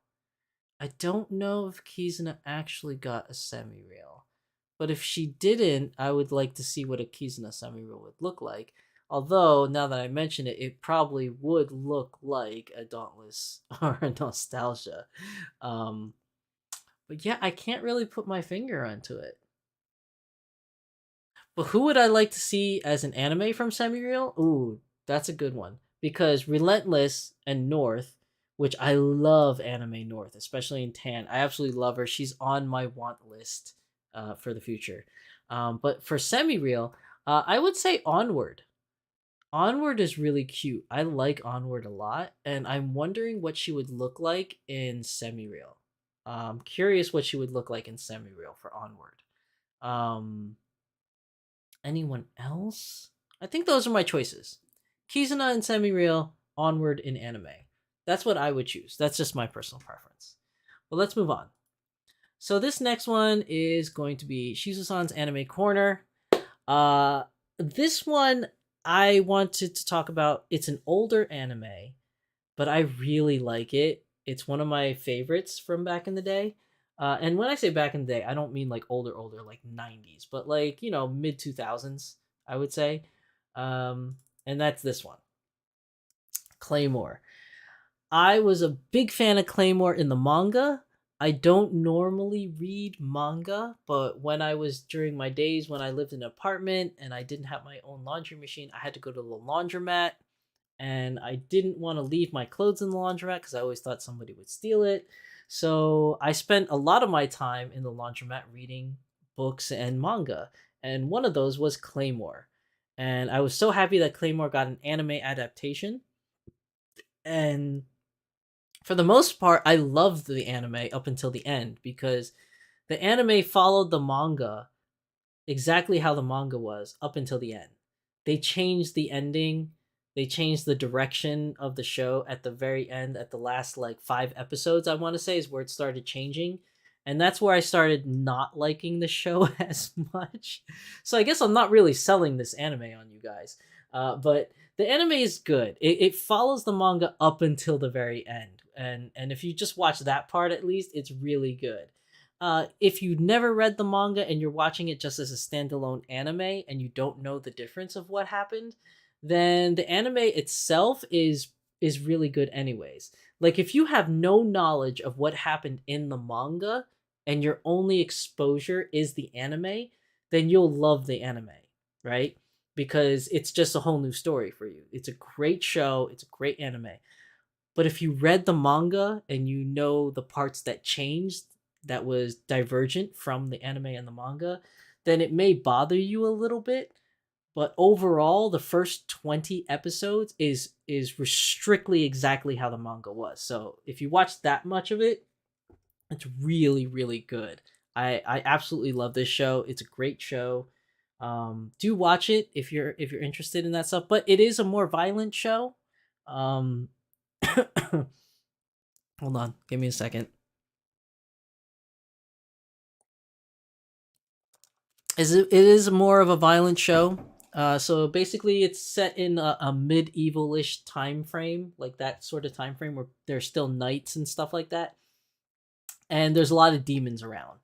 And basically, the Claymore is the name of these warriors that basically vanquish demons. I don't want to give a lot of it away, but that's basically the gist of the story: is that you have demons all around, and there are these specific warriors known as Claymores that go around killing and vanquishing the demons. Um, so there is some violence in it, and there is some scary parts, depending on what you would consider scary. Like there's some monsters that kind of pop out. Some of them look kind of gruesome. Um, and then like some of the topics that they talk about may be a little edgy, I guess. I don't know if I'm explaining that right, but maybe. But it's a great show. If you're into a lot of action and demons and stuff like that and knights, then you probably will like this show. But it's definitely not for kids, so don't watch it around the kids because it's not good for kids.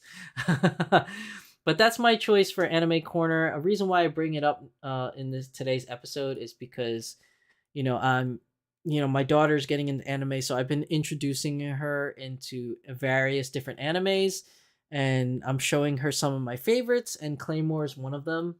Um, so yeah, and some of you might be like, "Whoa, wait, whoa, why are you showing your daughter Claymore? It's violent." I mean, she's already watched ReZero, so I mean, if I'm okay with her watching ReZero, I mean, she can watch Claymore. Um, so yeah, I think it's a great show. If you're into like action anime type stuff, this might be the show for you. So Claymore is my vote, and because we're talking about Claymore, Dream Doll Corner is going to be a Claymore character, and it's going to be my favorite character from Claymore, which is Teresa. So this is Teresa of the Faint Smile. That's the name that she is given in the show, Teresa of the Faint Smile. And she is really, really cool. I love this character a lot. She is the one of the coolest characters. Um, in my book, it's one of my, I don't know, I would say if I were to have a top 25 of anime characters of all time, I think she's in my top 25 for sure. I wouldn't say top 10 because there are so many other characters out there, but I can whittle it down. She'd be somewhere in the top 25 for sure of my favorite characters. And if I were to make a dream doll of her, let's try Dolphy Dream. I think a DDH7 on the left or DDH16 would be good candidates in making a custom Teresa of the Faint Smile. Um, it depends how you do the makeup. Like this one, I picked this particular picture of a DDH7 because out of all the DDH7s I saw, this individual colored more of a darker eyes, and I think that really matches of how Teresa would look. But also, I like the style of the mouth and the nose here for the DDH16. I think that would look good for a custom Teresa as well. But if I were to go smart doll, right? If I go smart doll, it would probably be Independence or Moment. I think Independence would definitely be a good candidate for a Teresa custom, or a Moment would also kind of work for a Teresa custom. So those are my two choices for Teresa if I were to use Smart Doll sculpts as candidates for a Teresa, or if I use Dolphy Dream at DDH7 or DDH16. Let me know what you guys think in the comment section down below. If you agree or disagree. Those of you in chat, do you agree or disagree? But yeah, that's pretty much it. That is my Dream Doll Corner. Claymore, good show. Watch it. If you like action type oriented anime, I found it very enjoyable. Um, but yeah, I think that's pretty much it for the anime corner and the Dream Doll Corner. Um, so thank you everybody for coming. Moment is gonna say bye to you all. I would hold Ishtola, but I can't hold two dolls at once. And Moment is lighter because she doesn't have a stand, and Ishtola has the heavy metal stand. I just can't hold both of them. And Ishtola has gotten a lot of limelight as of lately. So Moment is still trying to make up for 2.5 years in a box or 3 years in a box. So she is coming back out to say goodbye to everybody. So at the end of today's episode 18 of the Doll Symposium, we have a total score of Team Anime 44%, Team Semi-Real 25%, and both at 31%, with a total vote of 16 votes for today's episode. So I'm ending the poll. That's where we're keeping it at the very end. Yeah. So thank you everybody for coming for today's episode of Beyond the Doll, episode 18, Team Anime or Team Semi-Real. I hope that you guys have found this enjoyable. I hope you found the information good, overall entertaining, hopefully, maybe. I just hope you guys had a good time, because I know I had a good time talking, and I had a good time chatting with you guys live on stream. Thank you everybody that came out live for this stream and participated. I loved reading your comments. I thank you for everything. Every week, I am so thankful for all of you.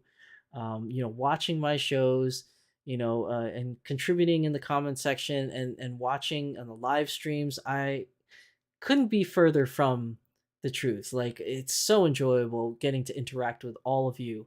I really do love you guys. I love this community. I love my doll family. So thank you everybody. That's it for me tonight. Thank you, Moment, for being my lovely assistant today. Thank you, Stola, for being my lovely assistant. And thank you guys for participating and watching. Next episode of the Doll Symposium, episode 19, we do have a guest. As far as I know, they have not canceled. And this is going to be a very exciting guest. All of our guests are very excited, but I'm very excited to have this guest on. For different reasons, as we will be talking about different topics. It'll be doll related and also other things related, but I'm very excited to have them on the show. So look forward to the next episode of the Doll Beyond the Doll. I almost said the Doll Symposium. Look forward to the next episode of Beyond the Doll. We have a very special guest coming on for that episode. So that's it for me. Please like this live stream or the VOD afterwards if you're watching it. Please subscribe if you already haven't, so that you get up-to-date news on my channel of things coming out. And if you want to share this video, share it with your friends. That's it for me, everybody. Thanks, and keep smiling. See you later. Bye.